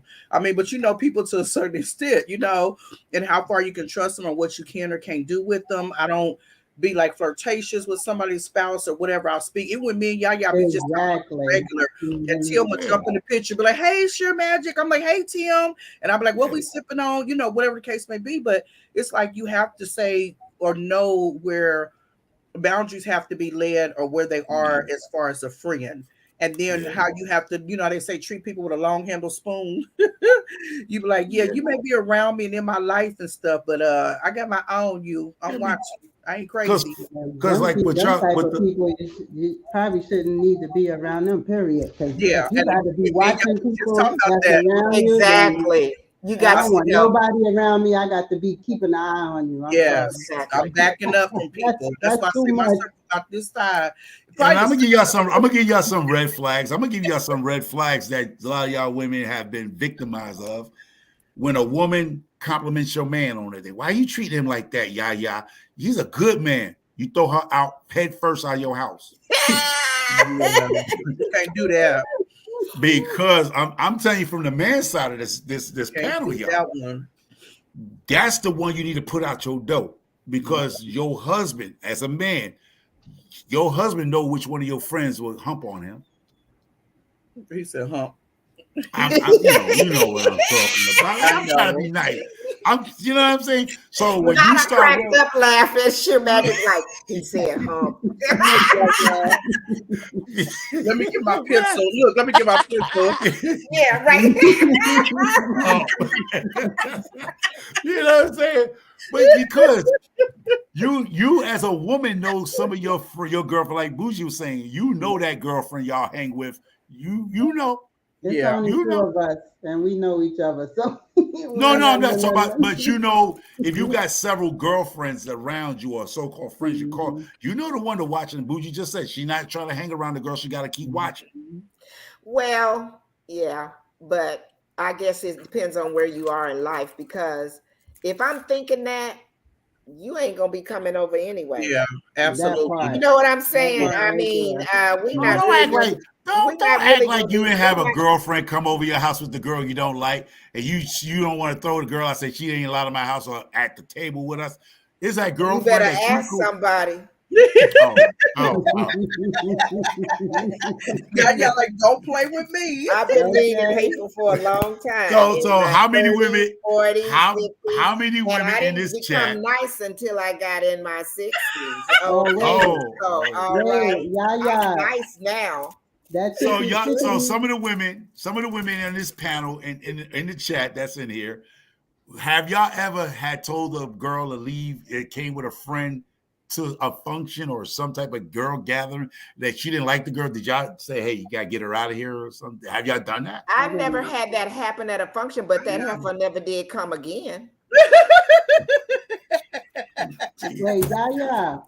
Where's Yes. the dictionary? You gotta look up the word nice. I tell you that tickety tockety will teach you all kind of stuff. Look up the Yeah, word nice. yeah. Nice. Yeah. I want to go back to well, yeah, you looking up the word nice, yeah. Yes. Okay, let me go back to I think Tiny. She Hey, said, okay, Tamika Davis. hey Tamika Davis, thanks for joining. Okay, what about a so-called friend that goes behind your back and get pregnant with your man and Yes. never You see tells that, you? Yaya? Wow. You better I stop missed it. being Where is nice. it at? It's up some. You know what Tiny, kind of friend I call that? You know what kind of friend I call that? that ain't a friend, but No, No, it that's it is. ain't. That's called. That's 710. That is called life in prison. that's Yeah, called that's letting crazy. Shaniqua braid your hair, yeah, in Yeah. prison. Cause it's going down. that's That ain't that. that's That's But you Mama, need to let both of them go, the both of them. friend and the man. That Yeah, ain't let neither both one of let them both ain't of no them let good. them both go to the county coroner. Let yeah. both of them go to the county Yeah, coroner. that ain't even worth And you know what? If she was to worth contact me doing and I was time her for. friend, like if we was talking, having a casual conversation, Lord, let me tell you and something. she would tell me that happened with her and a friend, I would say, "What is your next move? What do you want to do?" You know what I'm saying? Because that way it doesn't lead it to where I'm telling her you need to get rid of him and her. I'm just saying, what is your next move? What do you feel like you need to do? Because in some cases, the women, they trust the woman more than, you know what I'm saying? They'll switch sides and stuff. Like they'll blame, like, oh, you did this or you did that or whatever the case. I would be like, what is your next move? What do you want to do?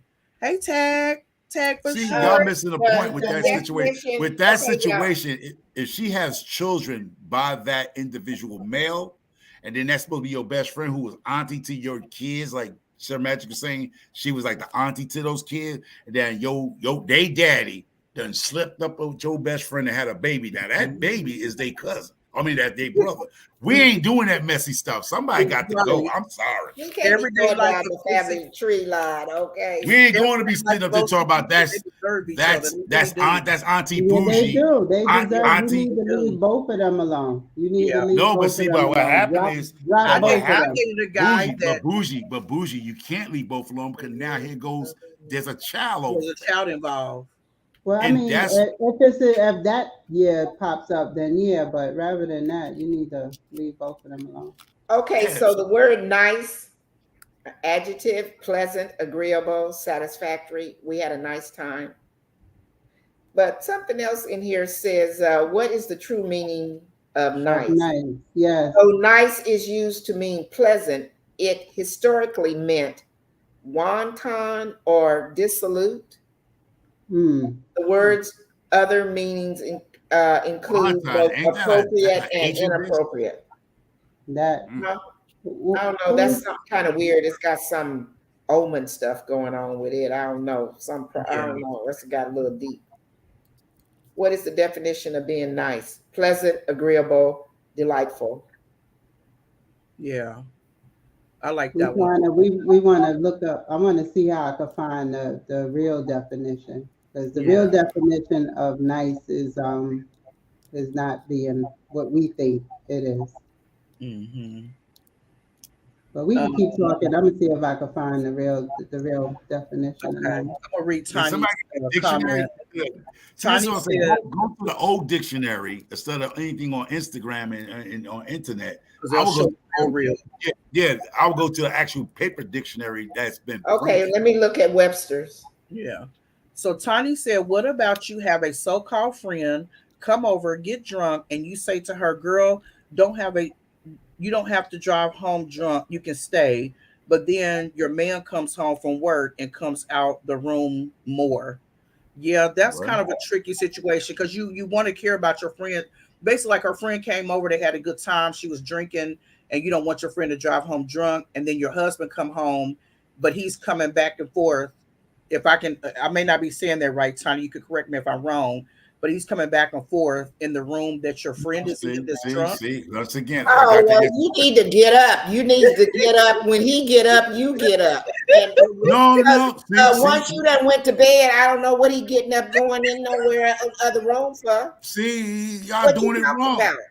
No, see, that's what I'm trying to see. Y'all doing it wrong. Y'all just want No, to we're not argue. doing it wrong. If I Listen, got a yeah, I'm telling girlfriend you, that's in the living room, sleep on the couch, and she you ain't done sleeping on came the couch. home and we done all went to bed, No, we ain't all go to bed. You get ninja, your. go to You bed. tell your husband, Yeah. if that's your friend, you get the keys of her car, put her drunk behind in the back seat. You drive her car to her house. He drive Okay. your Yeah, car behind you, and you Yeah. drop her behind off at home. That woman okay. didn't need not to be I'm sitting in down your with house. that. Y'all Okay. playing games. Y'all too I'm old to be cool. playing Yeah. games. Yeah. Okay. Everyday life of OCD chick said Uber. Yeah. Yeah. Uber. I wouldn't even Uber. My husband, listen, baby, before you take your clothes off, we putting her funky butt in her car. I'm gonna take her car, drive to her house. You take our car and follow me. You And we take your come back girlfriend up them home. steps, lay her in the bed, Yeah. put her keys in there, and slam lock her damn door. You get in And that make car sure with your she's husband, safe. go home. Ain't Yeah. nobody need to be sleeping in your house. Ain't nobody be I sleeping in like my house. that. I like that Y'all microphone. playing two games to be over 40. I'm sorry. You got to leave here.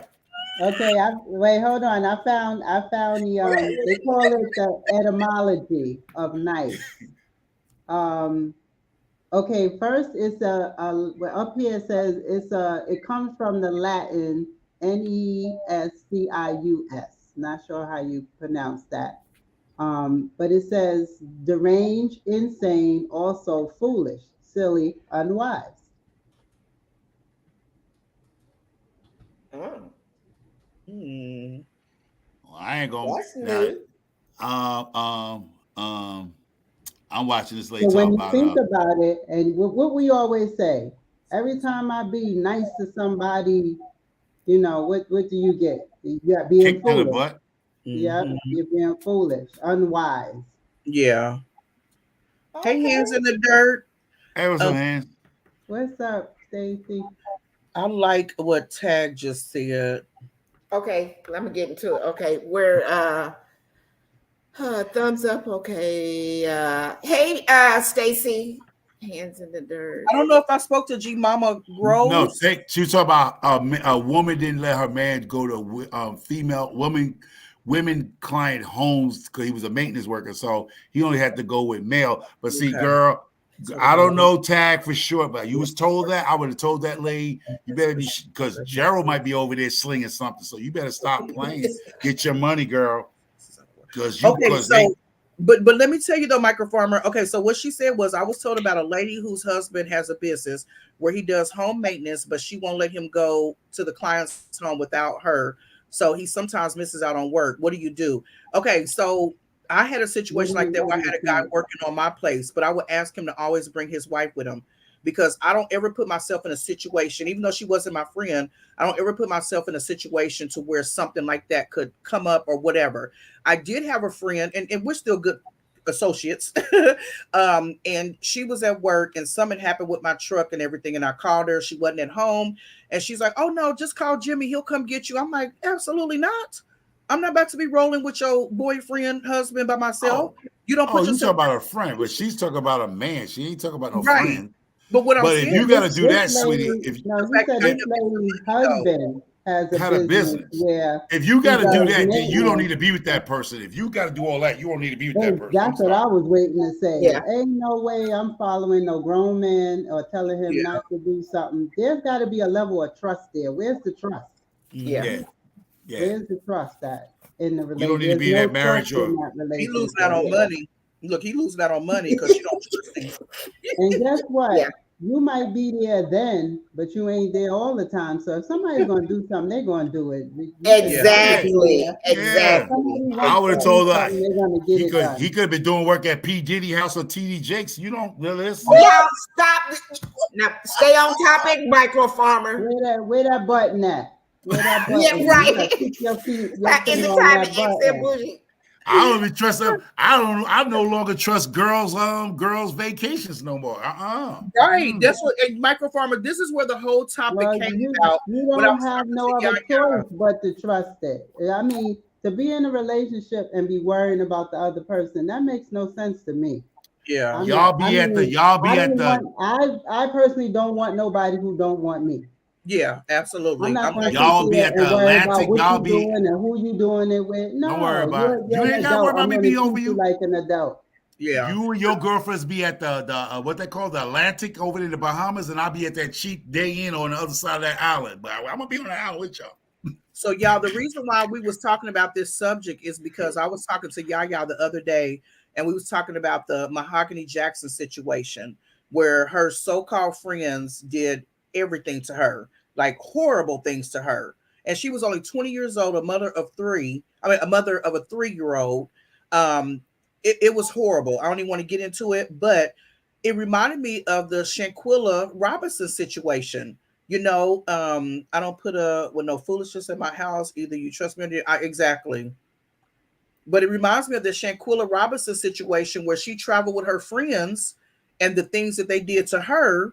And it's like, well, dang, like who can you young trust? people that went Yeah, to the VR yeah, they're young people and stuff. And those just wasn't her friend. This is like how y'all was talking about, even with the young adults where they call everybody their friend. No, yeah, everybody you can't do that. those wasn't her friends. But even at me as an adult, like, for a quick example, before we get back to the comments there, I'm a bedroom candy consultant. So we do parties and different things like that. So there was a girl. We know what you do. Yeah, you know what I do. As if the background can't tell you. And so there's a girl that Got me squinching. I'm looking. You look at but she reached that you get party leads. So corporate sends you party leads amount depending on the amount that you are way more meaner than me. Really? I think men got their dirt be going on. They a little bit more. Y'all pretty smooth undercover with y'all dirt. Okay. They really are. Yes. So there's a girl that I see you, Micro, reached out to or whatever about the party lead and all this other stuff. And so we chit chatted, whatever. So then she canceled the party because the people wasn't showing up and all this other stuff. And then she asked me if she could talk to me. She was talking to me about different personal things with her family, her sister, people like that, or whatever the case may be. So I felt like we were getting closer because you're supposed to build a connection with your customers and stuff. So long story short, time goes by and she wanted me, and she's younger than me, so she wanted me to come to different parties and stuff like that. Just her conversations and different things I would hear and stuff. I'm like, I'm not going to a 28-year-old party. I'm in my 50s, this and that. She was supposed to be a customer that was going to do a party. So then we wound up reaching out and she invited me to her birthday party. I told her that I wasn't going to be able to come. So she got upset with me. She's like, I'm not inviting you to nothing else and this and that and stuff. So 2 days go by. I wound up texting her and I said, hey, I meant to tell you happy birthday. Turn up, have a good time. She texted me back and said, who is this? I didn't respond to her because I was about to say, what do you mean, who is this? I didn't respond to her, did nothing. A month later goes by. She texts me, hey, Kiva, what's going on? How you doing? And my pettiness was going to say, who is this? I didn't respond to her, nothing. So she called my phone, which is my business number, from a different number, and I answered, and it was her. She's like, "Hey, girl, I've been texting you. I've been calling you." I'm like, "Hey, what's going on?" Da, da, da, da, da.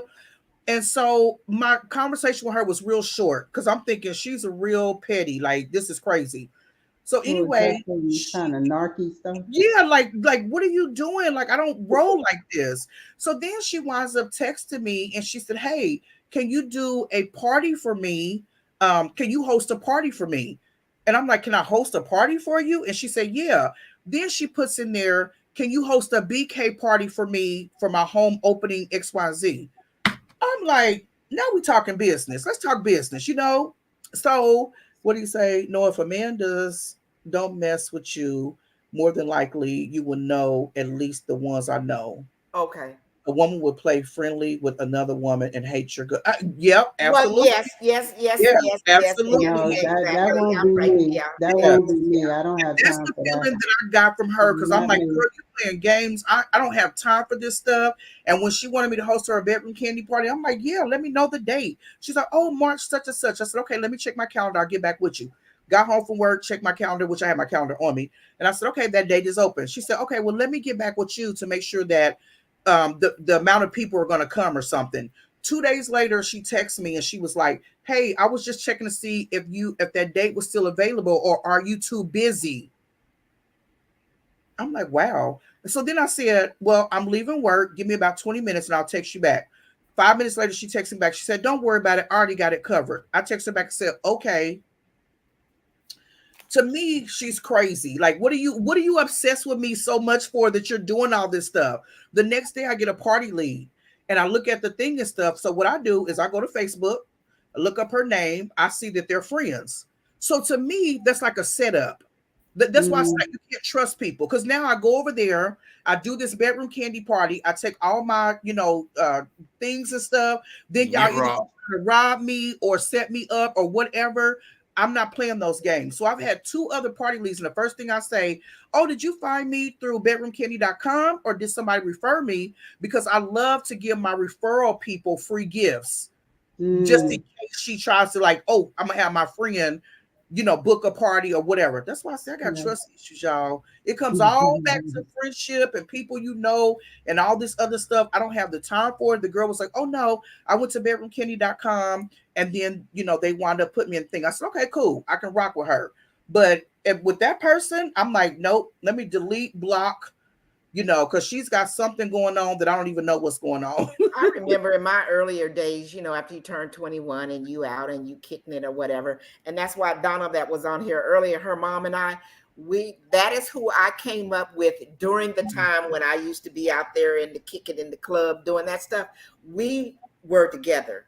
Yeah. And it was always one drank, one didn't drink.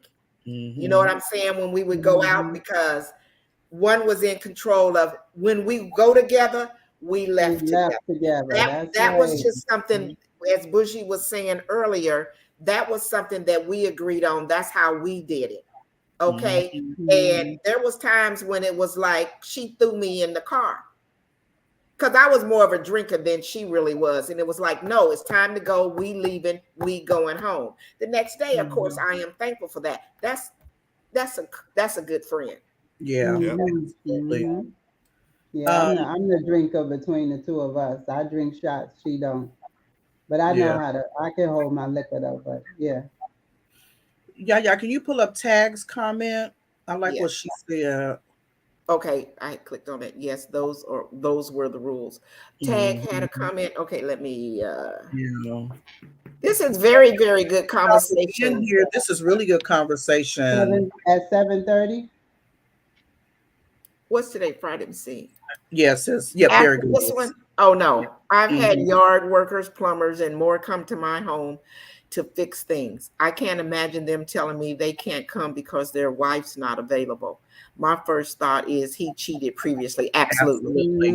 So there's a reason why she's tracking. And hey, life is too short to be trying to track with somebody. Yeah, you can't track everybody and keep up with them. That's too much energy. I don't have the energy for it. That's too much. And then she got to come. What's she gonna do while he working? You ain't coming in my damn house. You gonna sit in the car?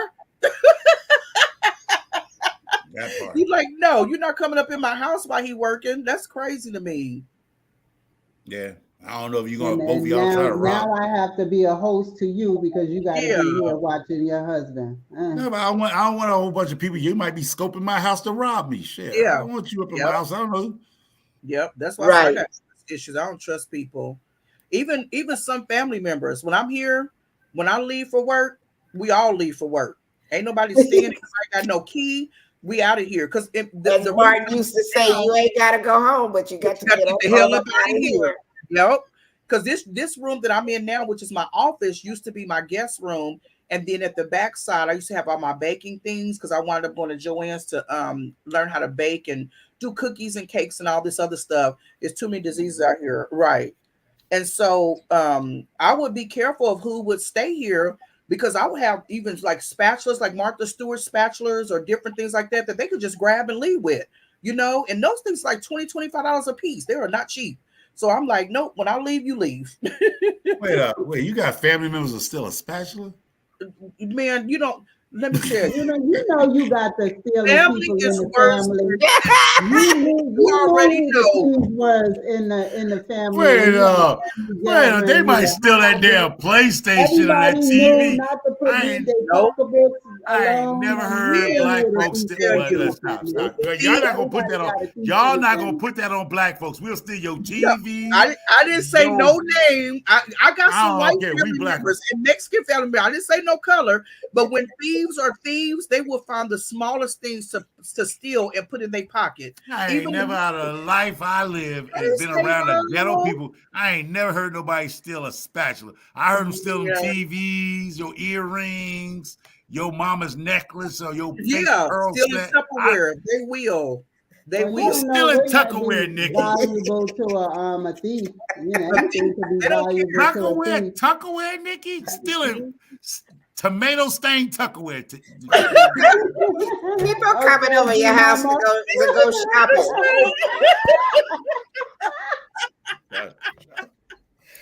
Mama girl say go visit and they cooking with your spatula. I mean, I would not lie when I tell y'all this. I would not lie. One of my cousins stole something from my brother and sister-in-law's house. They had a barbecue. My brother posted on Facebook, like, I let family in and they are so welcoming to everybody, just like I am. But I still have trust issues. And we had a barbecue, I want to say a month later. Why did she wear the item that she freaking stole? Now, I can see that. I can see that about the Tupperware. Steal your Tupperware and then come to the next gathering with their food in your Tupperware. Stole it from. I have a cousin that will steal the color off the paint with the pocket full of money. You know what? Lord have mercy. They thieves. They'll do it so fast, they'll do it so quick, and it's horrible, you know. I tried to defend y'all black folks here. Y'all black minorities, whatever. Tony said even a piece of lead.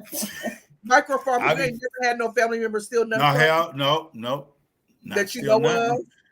I know, right, Nikki? They stealing so much, they done forgot who they done stole it from. They stealing so much. They steal it from. And bought it to the wrong house. You know why? I come from a crazy type of family. Like, you didn't steal from family. That was rule number one. You can steal from everybody. Back in the day, you did. You stole from other people. Yeah, you didn't steal from your family. They don't care. Even the crackhead uncles and stuff in Chicago that when I visited, they didn't steal from their family.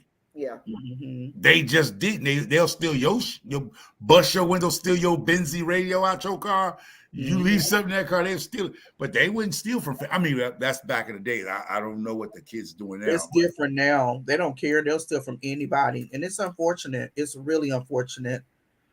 And that's why it's like I want to be in a relationship and stuff. And I always say I have trust issues and different things like that and stuff. And just with friends and get to know people and just different things and stuff. I did an actual BK party for a group of girls. It was 25 of them. They wound up going into this website. You can go to dating websites and stuff. They have a thing where you can find friends. So they all found each other on this website. I'll be like, oh no. If I ain't grew up with you and did all that, I'm not about to find no new friends on no website. because you still don't know who you can trust. Like you said, jealousy or different things and stuff like that. And I'm just like, I'm cool with my small circle. I'm all right. I think once you get like to, because when I Yeah, but first deep is the started deep. coming on YouTube, that was the thing that I had to keep saying, that the people on YouTube are not your friends, and Michael Farmer pushing said to that earlier. and pushing and not pushing, but suggesting that people take breaks. Yeah, Take a break. Like take a Yeah. break from YouTube. Sometimes you Yeah. need that. People are starting to get on your nerve. Take a break. It's Yep. time to take a break from YouTube. You talking to the church right now? You talking to the choir because I'll cut my whole channel out, start all over again, and that's it. Take yeah, a No, Michael break. said you just that. be doing the three most. That's what you be I doing. don't be And doing the most. I do what works for me. I do what works for me. We still track you. We still track you down. Yeah, right. you do. But I'm saying, like you just said, Bougie, take a break, and Yeah, these that YouTubers are don't mean not to your. shut your whole channel down. Yeah, I Say take shut a mine break. down because I like to start from scratch. I took that. Let me tell you the reason Mm. why I do that stuff. It's not because people think I'm a little cuckoo birdie. It's not that. It was No, something you was know you said. are. Oh, And we no, know no, you know what it is? You know what it is? Because I'm the type of person, you ain't gonna have nothing over my head, right? I don't want nobody to say if it wasn't for me or this and the third. So this was this thing that with Damon Dash and Jay-Z got into a beef back in the day when they split up Rockefeller, right? Damon Dash had said something. If I made Jay-Z, Jay-Z came back with something that was so real from New York City. If you created me, then create another one. So I'm like that. If I can create a 1,000K channel, I can always do it again. Like if you know how to make $1,000, you're going to always make $1,000. here's the nurse said we don't want to know that Michael Farmer. That's true. That's true. That's what I'm saying. I'm not for everybody. I am not. Like But I you know said, what, who you Michael Farmer, when you built your YouTube channel, were you going to look for subscribers or for friends? I wasn't looking for nothing. I was just looking for some stuff because I'm a COVID YouTuber. See, a lot of people don't want to say that. If it wasn't for COVID, I never did YouTube. Oh, If it okay. wasn't for COVID, I would have never did. Social media was never my thing until COVID hit. I'm a COVID YouTuber. Everybody gonna act like, oh, but no, I am a COVID YouTuber. So And when I started YouTube, I just wanted a place where I can go and drink, sip, talk, run my mouth because I love to talk and just support people. I wasn't necessarily looking for friends, but just a place where I can come and stuff. And so then when me and Yaya connected and different things and stuff like that, in the beginning, I was subscribing to different people's channel. I think it was like 5 people, and I would always tag like 3 people in my description box, which I still do, to go and support their channel. And I felt like I was tagging the same people over and over. Then I started following more people and different things and stuff like that. So then I would see who I tagged and different things like that. But it wasn't necessarily for them to come back and watch my channel, subscribe to me or whatever. I'm going to show support. Now he is a YouTube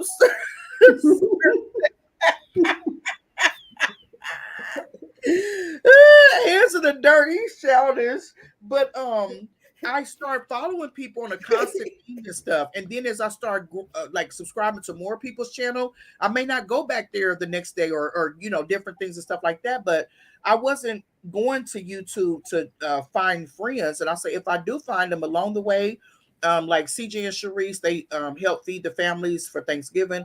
I want to go and help them and different things and stuff like that. But it's like if I meet people and go to like the meet and greets and different things like that, that will be cool. But I wasn't necessarily be like, oh, these are all going to be my friends, or we're going to hang out and this is that, because everybody is different. I just love Right. to What do keep. you think I about? just I think started it about because the my son age. told me to give me something to do when we had moved here to Yeah, Florida. And it wasn't to make no friends. It was to just, a space to it come was in. just something for me to do. And then Yeah. as it developed, it was like, oh, I got something to say. I Mm-hmm. have something I want to share. And so that's it. And then I meet nice people. You know what? I've said this over and over again. To me, when people talk about YouTube and stuff and, the negative and this and that, it's just like real life. Mm-hmm. You choose who you want in your life. Yeah. You know what I'm saying? And if there are people that come, that's why they got the block button. You block them jokers and keep on living life. It's as simple as that. That's Just it. like the TV. There's I good don't and cut bad things that's on TV. hands, You Yeah. don't hands have to out of watch that. Yeah. I don't get in no moves, hands. I don't cut nobody off. Hands, stop it, man. It's the fact that, like I said, and I always gonna give people probably like Bougie's one person could joke with me and Sheer Magic and Yaya. It's certain people that can joke with me. Like, really, I don't take it serious. But I'm not in no mood. It's just that I know me and what happened for me. No, seriously. I'm being honest. No, microphone. I was laughing at what hands in the dirt said. Yeah, I don't cut them off. I don't cut nobody off. Where'd it go? I don't cut nobody off because I know I'm a handful. And if you've been following me for a while, and if people are trying to build a brand or something like that, I don't want to hurt their brand, whatever they got going on. You get what I'm saying? Because I know there's people, sometimes you could block people, other people blessing by just standing there being a butthole. You know what I mean? So I get out of people's way so they can fly and, soar, This way, if you see that 3K, is because those are the YouTubers. I mean, Nikki might know, Hands might know a little bit of them, but those are the people I used to be around before I was a YouTuber. And I helped them get where they got to go. And they big guys. And I just happened to just call them my favorites because I felt that I needed to help to get back where I wanted to go because I made a conscious decision. I'm going to be the old person that I was because I realized the microfarmer y'all see today and I made my name for myself is because I was myself. When I tried to change myself to fit in with people, then that's when I was having a problem. When I was that guy who was, everybody know me before the garden community knew me, I was the guy who will bang, cuss you out, boom, boom, say what I want to say. Nobody told me to watch my mouth. You got to watch what you say. I said what I want to say. And that's what made me who I am, like Richard Pryor. You say what you want to say. That makes you. But when other people is in your ear, which I always say this, and I say this without no disrespect, really. Some good advice and great advice is not for you. It's not for you. You know what I mean? Some people might tell you something that is a great advice, but it's just not for you. When you find yourself changing yourself, who you are, to fit in, you in trouble. You might smile in front of this YouTube camera, but you dying inside because you want to say something. That's what I'm saying, microphone. But you know what, I don't change for nothing. When I started my channel, I didn't know anything about the mukbang channel, the mukbang world, whatever the case may be. I started following like more eats and different people like that and stuff, and that's why I got engaged with it. But I was not, and I'm still not, changing who I am for my YouTube channel. I love to talk. I love to interview people. I love to sip. I love me some potato chips. I'll do a potato chip review. I'll do some challenges. I'll do like food reviews and different things like that. But I'm not changing for people to come and subscribe to me, watch my channel, followers. That's not what I'm here for. That's not what your channel is about. Your channel is supposed to be about what you like to do, right? Yeah. And I'm not going to change you my channel. coming and doing something different, that makes no sense. You can tell when people are authentic. Bougie Prepper, you can tell when people are doing something for this or that. And that means like when just to get the views or the likes. Yeah, I'm not here for that. I'm here to make my channel what it's about, what it does, interviewing people, having people on, because I love supporting people with their channel, whether they're a YouTube channel or they're not. I love supporting people, interviewing them, and I'm not going to change my channel to be like, oh, I did that eating video and it wound up giving me 300 likes and this and that, but then I wound up doing this and it only gave me 104. I'm not about to do videos every day. And what Hands of Dirt is saying is so true. You have to know your audience. And my audience wasn't the audience that I came to. That wasn't my audience. So I went back home. Some people might get offended, but I went back home because I realized, like Hands of Dirt just said, he typed it. You have to know your audience. A lot of people ain't for everybody. I'm not for everybody. And when you realize you're not for certain people, you got to go find your audience. Like he just said. Change the channel. Yeah. You got to. And but look what happened to me. I came on as a prepper, but look who took me in, the gardeners. Yeah. You see? And you found your audience. I was doing a t-shirt. Me and Yaya was talking about that too, because we was talking about me doing it live instead of just recording a video. And I wound up making some t-shirts because I do have a crafting business. During the pandemic, I took half of my stimulus check and I bought a Cricut machine, heat press machine, a new printer, some t-shirts, some vinyl, so I can start learning how to do t-shirts and stuff. I did a t-shirt video and it wound up getting a lot of views. So I'm like, okay, if I go live with that and I can talk about the difference between vinyl and DTF and, where you get your vinyl from and different things like that. I'm a crafter. I have a bedroom candy adult business. I have a paparazzi jewelry business, which I won't talk about on this channel. I'm going to do a whole nother one. But there's other things that I do that I can start sharing, which is what I do. And that's where I'm just going to leave it. Like, I'm not going to switch up things because people want you to change. Maybe you should start doing mukbangs because you love to eat. I'm not a mukbanger. Yaya has been helping me, showing me how to put my food up, how to, put the things up so people can see it. If you are a true mukbanger, you already know how to do all that stuff. I don't have a mukbang channel. So my food may sit down here. You don't see it, but you can see me eating it. And Yaya's been teaching me how to sit it up here so that people can see it. I can prop it up and all that other stuff, So Sure, Magic, y'all have to go over and watch her channel. If you're not subscribed, go subscribe. But she's a pretty eater. She is so pretty. I've been meaning to tell you that when we go. She's a pretty eater. Now here it goes. I say about kissing your forehead in Instagram, and she's talking about you a pretty eater. You were making physical contact. I wasn't making physical contact. I wasn't making no physical contact. I just said stuff. If somebody said, "Girl, you need to lick your fingers. You need to do this or do that and stuff." When I be eating, I be wiping my mouth all the time. They over there looking at food porn. Food porn. So how many channels can you have? Many as you want. I didn't know. That's a lot of work. A whole separate one because with paparazzi, I have a paparazzi jewelry business. You can't mix businesses together, so they want me to keep it separately. So I'm going to do a YouTube channel where I just show paparazzi jewelry. It's not going to be, and I'm gonna do like, positive, uplifting things and stuff like that. But I don't want it to be here on my Sippin with Sheer Magic channel because paparazzi can basically take my channel over. So I don't know how many channels you can have, but I'm about to start a whole nother. Well, you could. I'm not sure what she means, but you can have a lifestyle channel where a lifestyle channel shows anything, everything, and everything. Oh, okay. Yeah, like Nikki. Nikki's channel. I mean, we know her as a gardener, but her channel is actually a lifestyle because she shows you cooking. She goes shopping.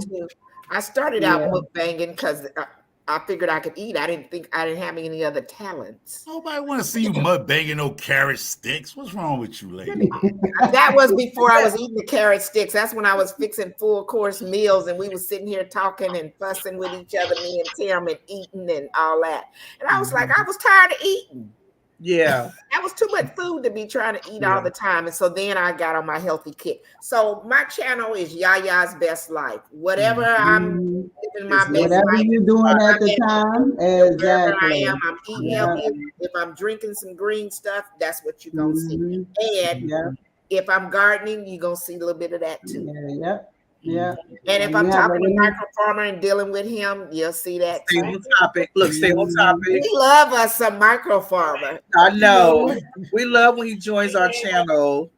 But I want to see. Hands in the Dirt said when crack was hot in the streets, they would steal from family, which they did back then. I mean, people done steal from their family. I'm just saying, everybody has a story about the epidemic or whatever you want to call it. But I'm just saying, it all depends on the family. Mm-hmm. Hey, Nikki. We all even Micro Farmer is good. You know what? Yeah.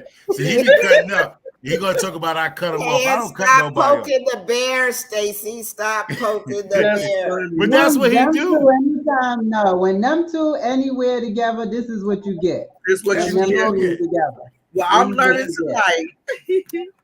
But that's the point. I be telling people, and be careful. That's another thing. If you're going to talk about YouTube and friends and stuff, be careful who you into your circle. Seriously.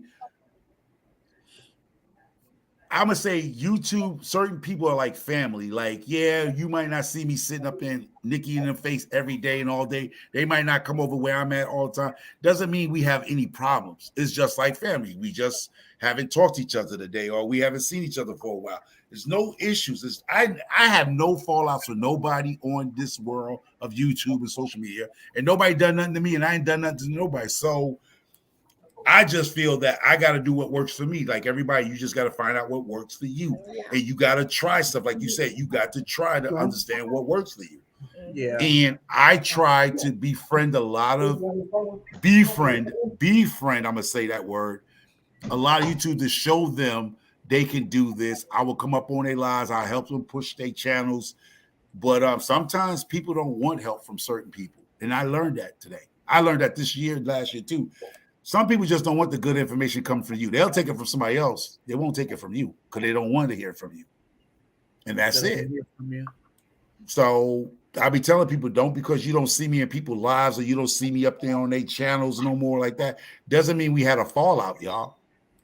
It's just we, like you say, YouTube associates, YouTube creators, we just moving on to the next chapter of our lives in YouTube. Yeah. Like I said, and like I said, for people who don't know me, who are going to watch this, don't know me, this is my 5th time on YouTube. I shut my channel down and I saw. So some people think I'm new to this. And then they wonder how I'm getting up there. I said to myself, and I say this several times, there's several people who have helped me get to that 3K fast. Because I called. Why do you keep shutting your YouTube? Hold on. Because when I get fed up with people, some people, I learn, like you said, what Bougie said, you got to learn self-control. When I get fed up with some stuff, I tend to, like my old ways. I used to just tantrum and cut this channel off. Oh no, but see, before I used to do it, I didn't cut my channel off. What I did was I came for the heads of the people. See, Nikki and Hands of Dirt was here. I go for the heads of the people, and they were saying that's not the way. You gotta be tactful. I will cuss you out like I'm cussing somebody out in the street. You feel me? And didn't care, because that's why I don't monetize. I don't chase YouTube for being monetized. So I don't care about the watch hours. I like to say what I want to say. And I don't like people telling me on my lives or in my channel to calm my butt down and tell me what to say. You don't censor me. I'm a grown man. You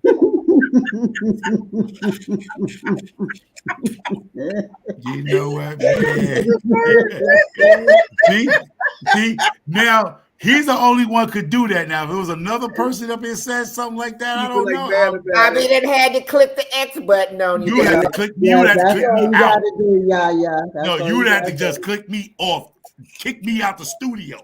Yeah, that's all you had to do. But the part is, y'all are hilarious. But people know, certain people know they could play. Like I said, don't get comfortable. Well, people who knows they could joke, be like Bougie, Nikki, Hands in the Dirt, and K Renee. Certain people could play like y'all two here. Y'all can play with me. But certain people, I ain't taking that disrespect. It's just like when you at work, right? Y'all ladies all had JOBs. Yeah. There's certain women, she ain't had to say no, you know not to say no crazy. When she stepped in the room, you got quiet. When certain women steps in the room, they don't even have to tell you, I don't play like that. You know she doesn't play like that. Man, like we could be here talking about booties. We could talk about booties and all that. What? You know what, Hands, man? Hands is asleep.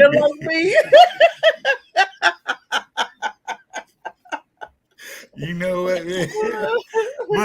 But so no, but certain. Let me ask you a quick question. Yeah, go ahead. Do you let the people, the people, not people outside of YouTube on your channel, the people that you know, that your farmers and Yaya, me, Bougie Prepper, do you let other people affect how you run your channel with their comments?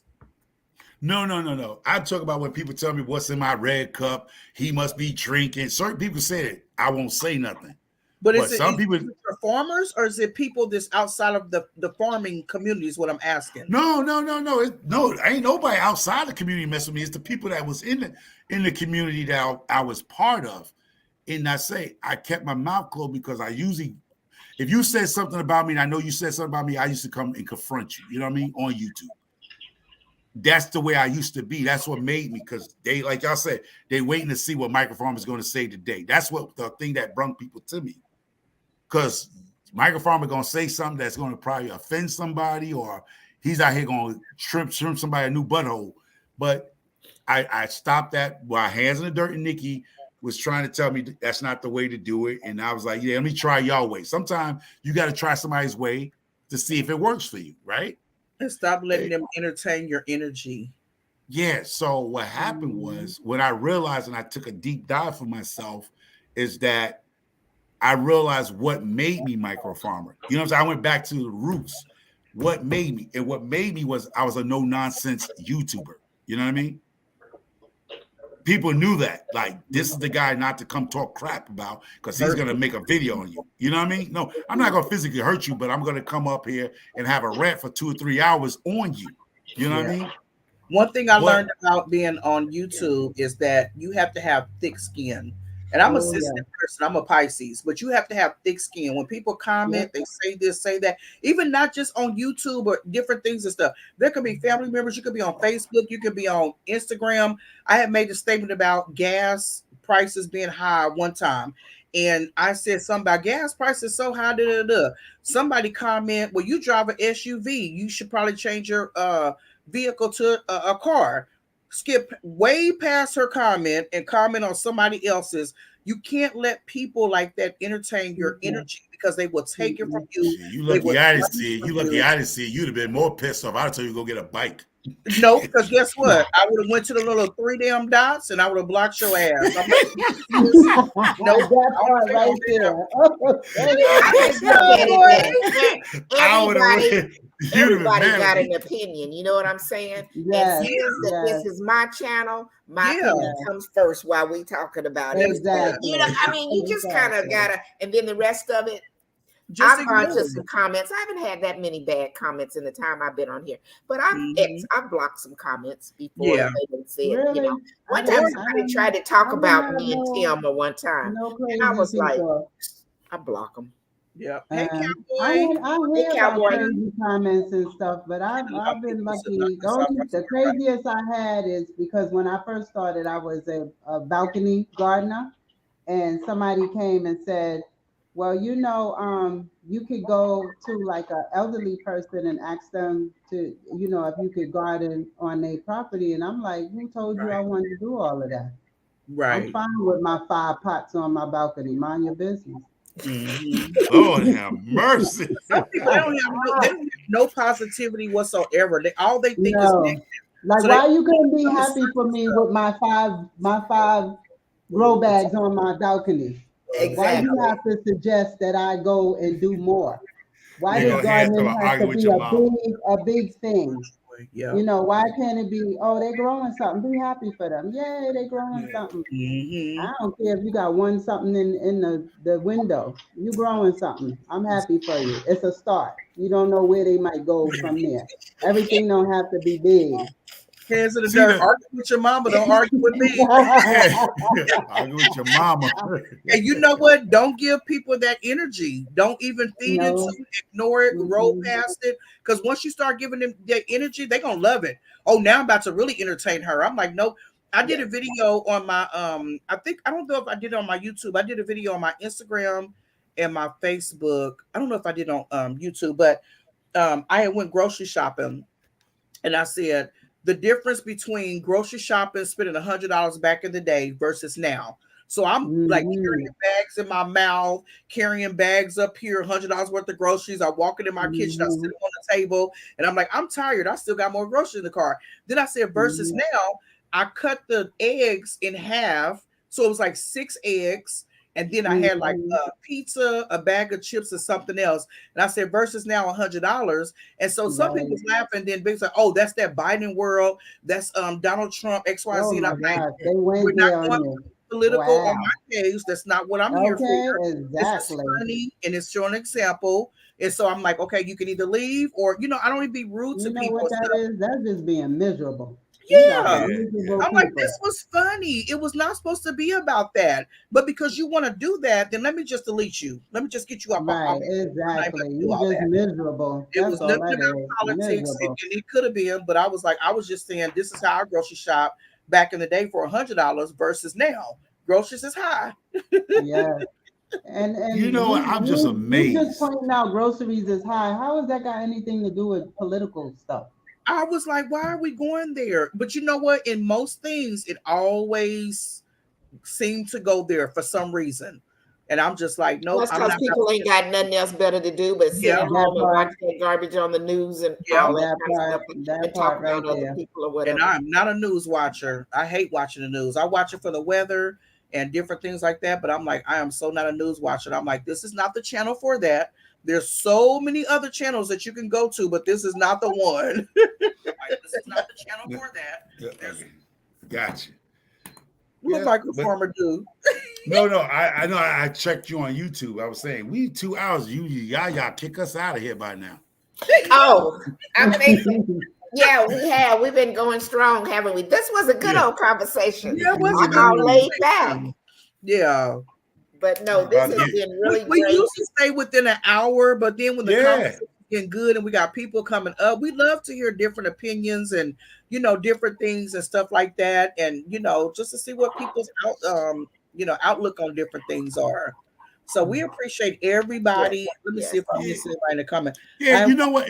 Yeah, channel- tiny twist, the tiny right? twist. Yeah. Tiny twist. Reality of that is, if you follow somebody and just they had a bad day and then you hear them, you go over to their channel and they ranting and raving about something, do you actually unsubscribe? Because I heard people talk about, I went over to Yaya and she was over there cussing and I unsubscribed her because I ain't about that life. Like, some people have bad days. They don't always be cussing and carrying on. It's just somebody teed them off and they just went off and you just happened to go over to that day that they went off. Do that change your mind? If you had a good channel, then just one day Bougie was over there cussing somebody, even though that she might not never do that. But, you like her channel, you like her stuff, and then you just one day come over there and she's just saying, bloop, bloop, bloop, bloop, bloop. Do you actually unsubscribe? So, Microfarmer, let me answer that. Bougie get you told smooth. Yeah, she's smooth when she tell people off. I was on I'm in like so many business groups on Facebook, right?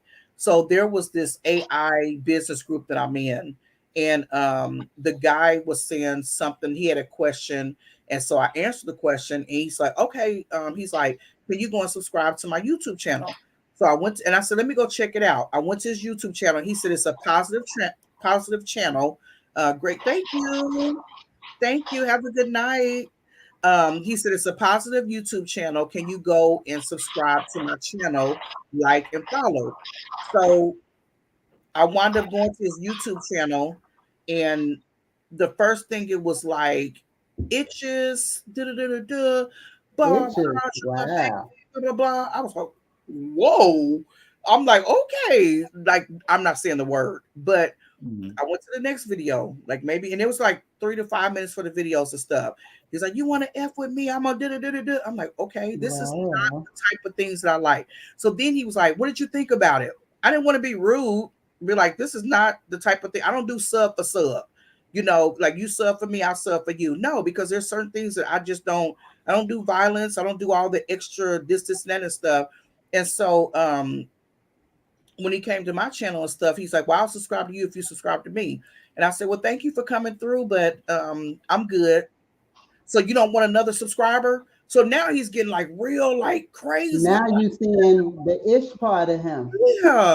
I'm like, what in the world is going on? Like, no, I'm not subscribing to your channel. That's not how I roll. Like, yeah, I cuss. I mean, and you know what? I'm wondering why people think that one person is the person that makes their channel. Yeah. One person does not make your channel. Mm-hmm. Right. Yeah. No, don't do that to yourself. Yes. One person does not make your channel. Yeah. And that's the truth. And somebody didn't speak on that. I seen great channels. I seen great channels with only like 69 people, 50 people on. Because I suppose people are subscribed because they believe it's the norm. But whatever they seeing you doing. Yeah. And also you're responsible for your own channel. Yeah. Nobody else is responsible for your channel and the growth of your channel but you. You and YouTube. Right. That's it. Yeah. Those are the only two people responsible for your channel. Don't put and how you get it and how you get people.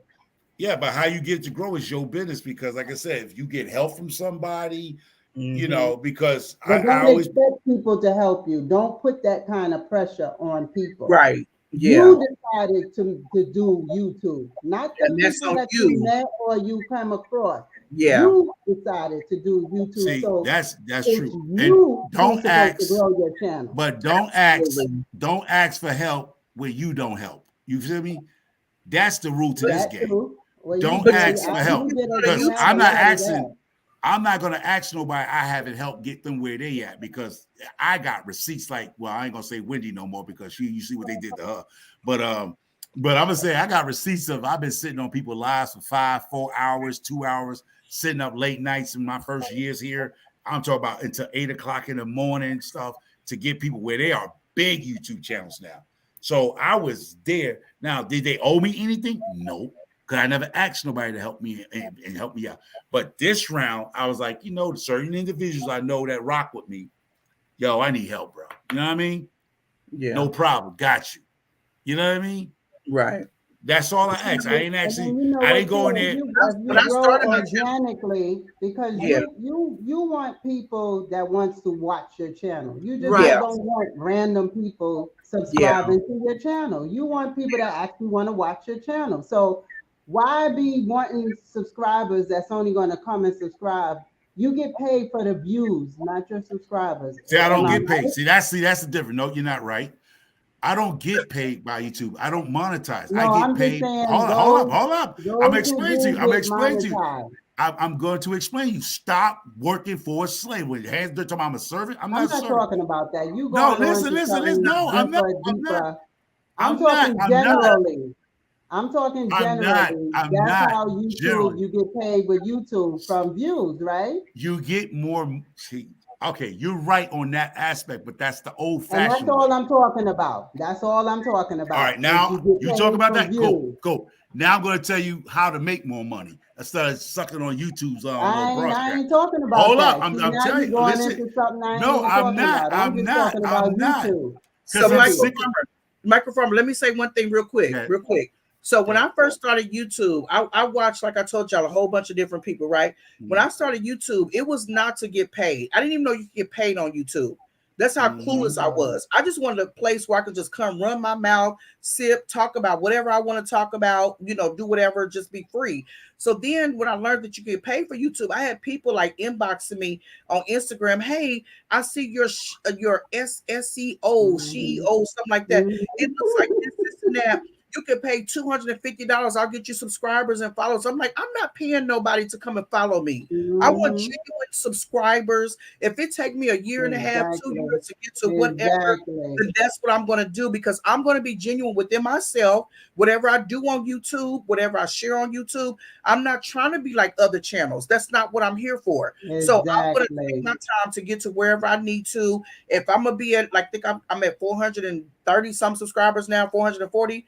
I'm good with that, because these are people that genuinely want to come and watch me and see what I do. And I'm not paying you to come and watch me or nothing like that. So I heard that you get so many subscribers, so many watch hours, this, and that, whatever the case may be. And that's just the line that I'm going on. I'm not about to be like, oh, I'm about to be a mukbang channel so people can come watch me. Because guess what? Eventually, what if I ain't got the money to go and spend $155 on a shrimp crab boil challenge? What if I don't have $25 to go through the drive-through and pay for the next car behind me, or whatever the case may be? Food is high as hell, you know. So I'm just like, with that whole money thing, they are few far in between that become them millionaire or YouTubers. You know what I'm saying? It's just like when my son was young, and I still got the picture and everything when he was in first grade, and they had to make this collage.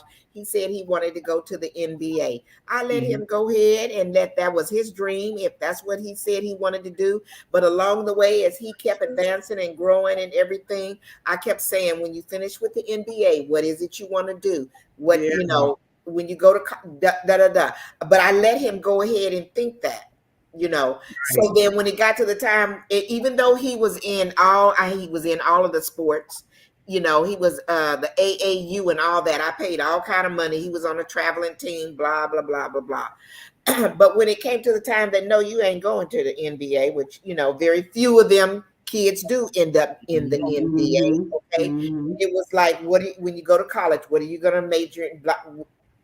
He transitioned nicely into those next steps. Okay, because he didn't fall totally apart because he didn't go to the NBA. Same thing. I'm using that as an example for YouTube. We ain't all gonna become no big millionaires or anything off of YouTube. So what are you here for? Like I said, exactly. share what it is that you want to leave your legacy. My great grandkids can go back in the archives and say that's my grandmother, that's my great, look at her, or I look like her, or what have you. Okay, that's it. That's all. Michael Farmer. Yeah, a lot of us is not really here to be YouTubers.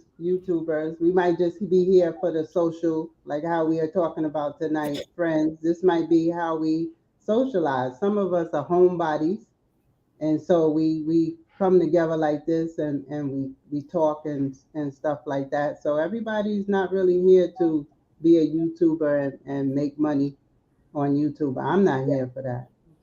Okay. Yeah, y'all done? Yes, go ahead, Michael Farmer. I heard y'all.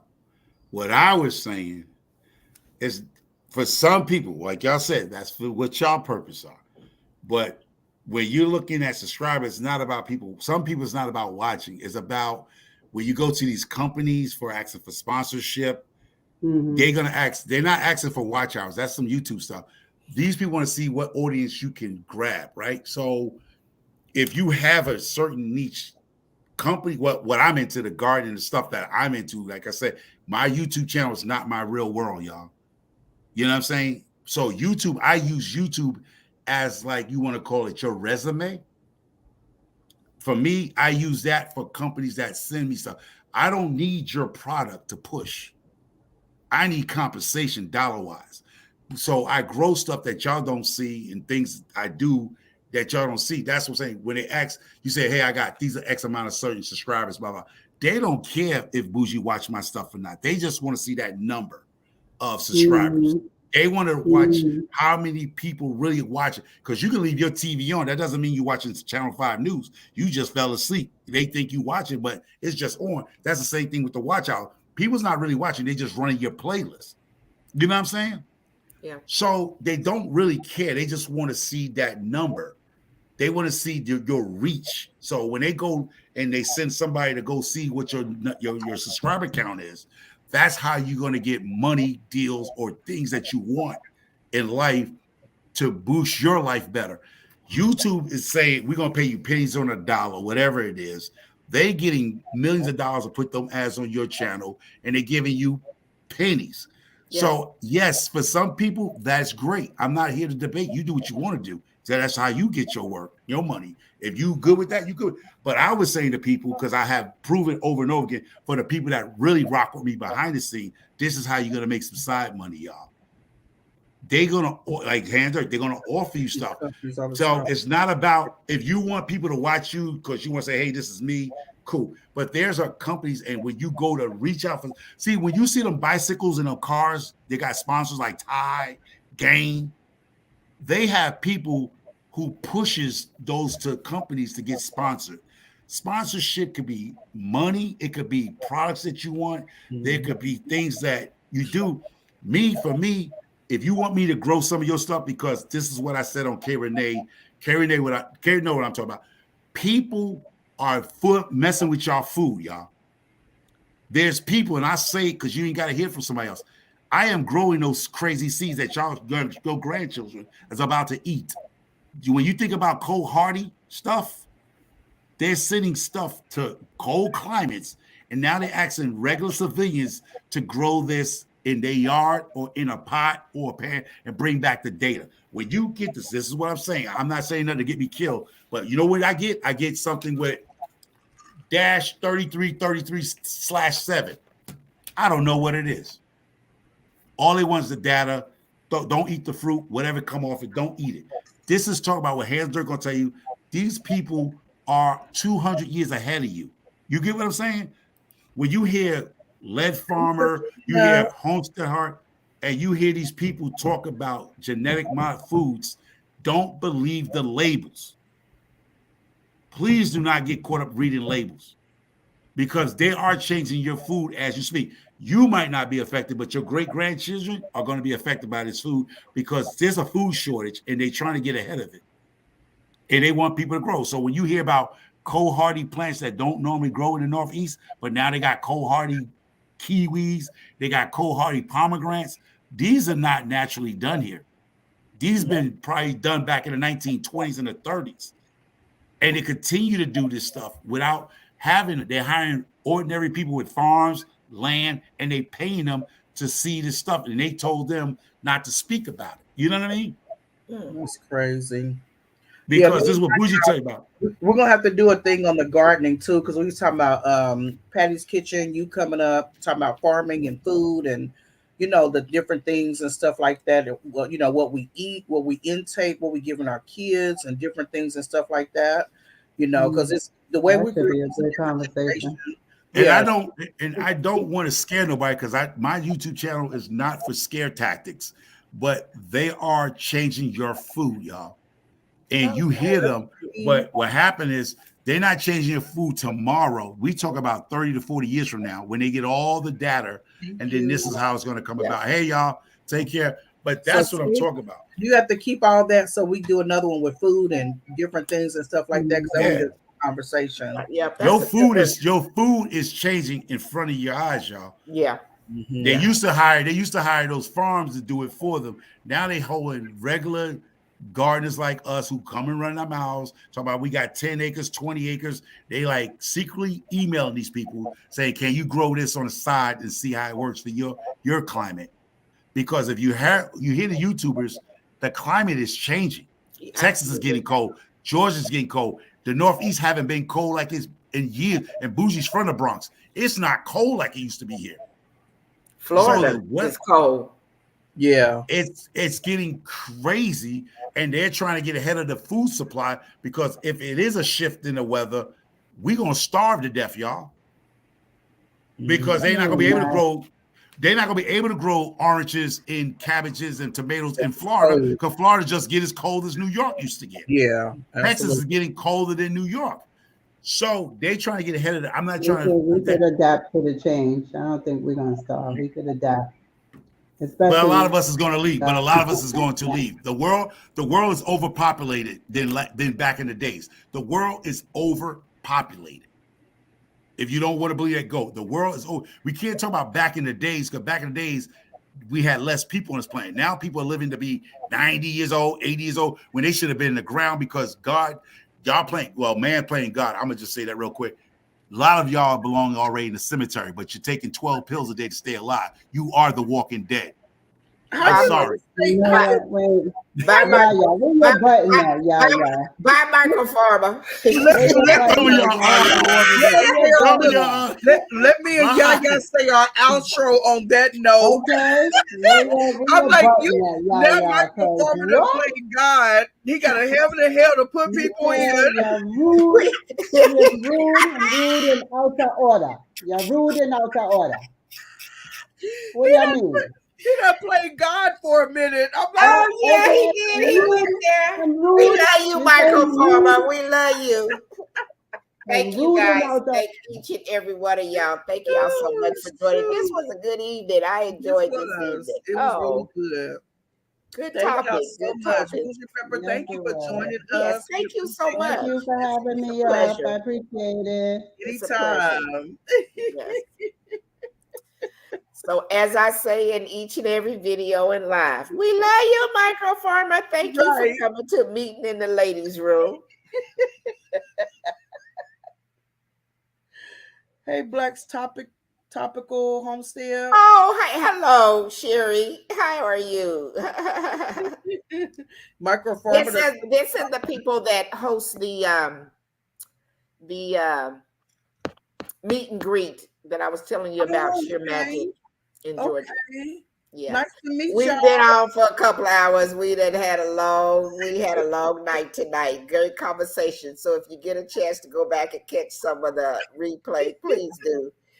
We had Bougie Prepper and Microfarmer all on, and who else was up? Another friend she of said mine. Soul Family Expo. Yeah, okay. Soil Family Expo. Yes, absolutely. Microfarmer Microfarmer, laughing. we had to let you go, fam. Sorry, love. We'll see you on the next one, okay? Stay on topic, Stay Microfarmer. on topic. But as I say in each and every video and live, time is our most precious commodity, Microfarmer. So make sure you value your time, everyone. Spend your time wisely with yourself, your family, and those that are closest to you. Share magic. Like, comment, share, subscribe, hit the notification bell so you'll know when we come on to talk about whatever we want to talk about. And drop in the comments to let us know what you're sipping on. You guys have a great Friday night and a great weekend. Yes. And until the next one, deuces, y'all. Bye, everybody. Bye, y'all. Thank y'all for joining us. Thank you.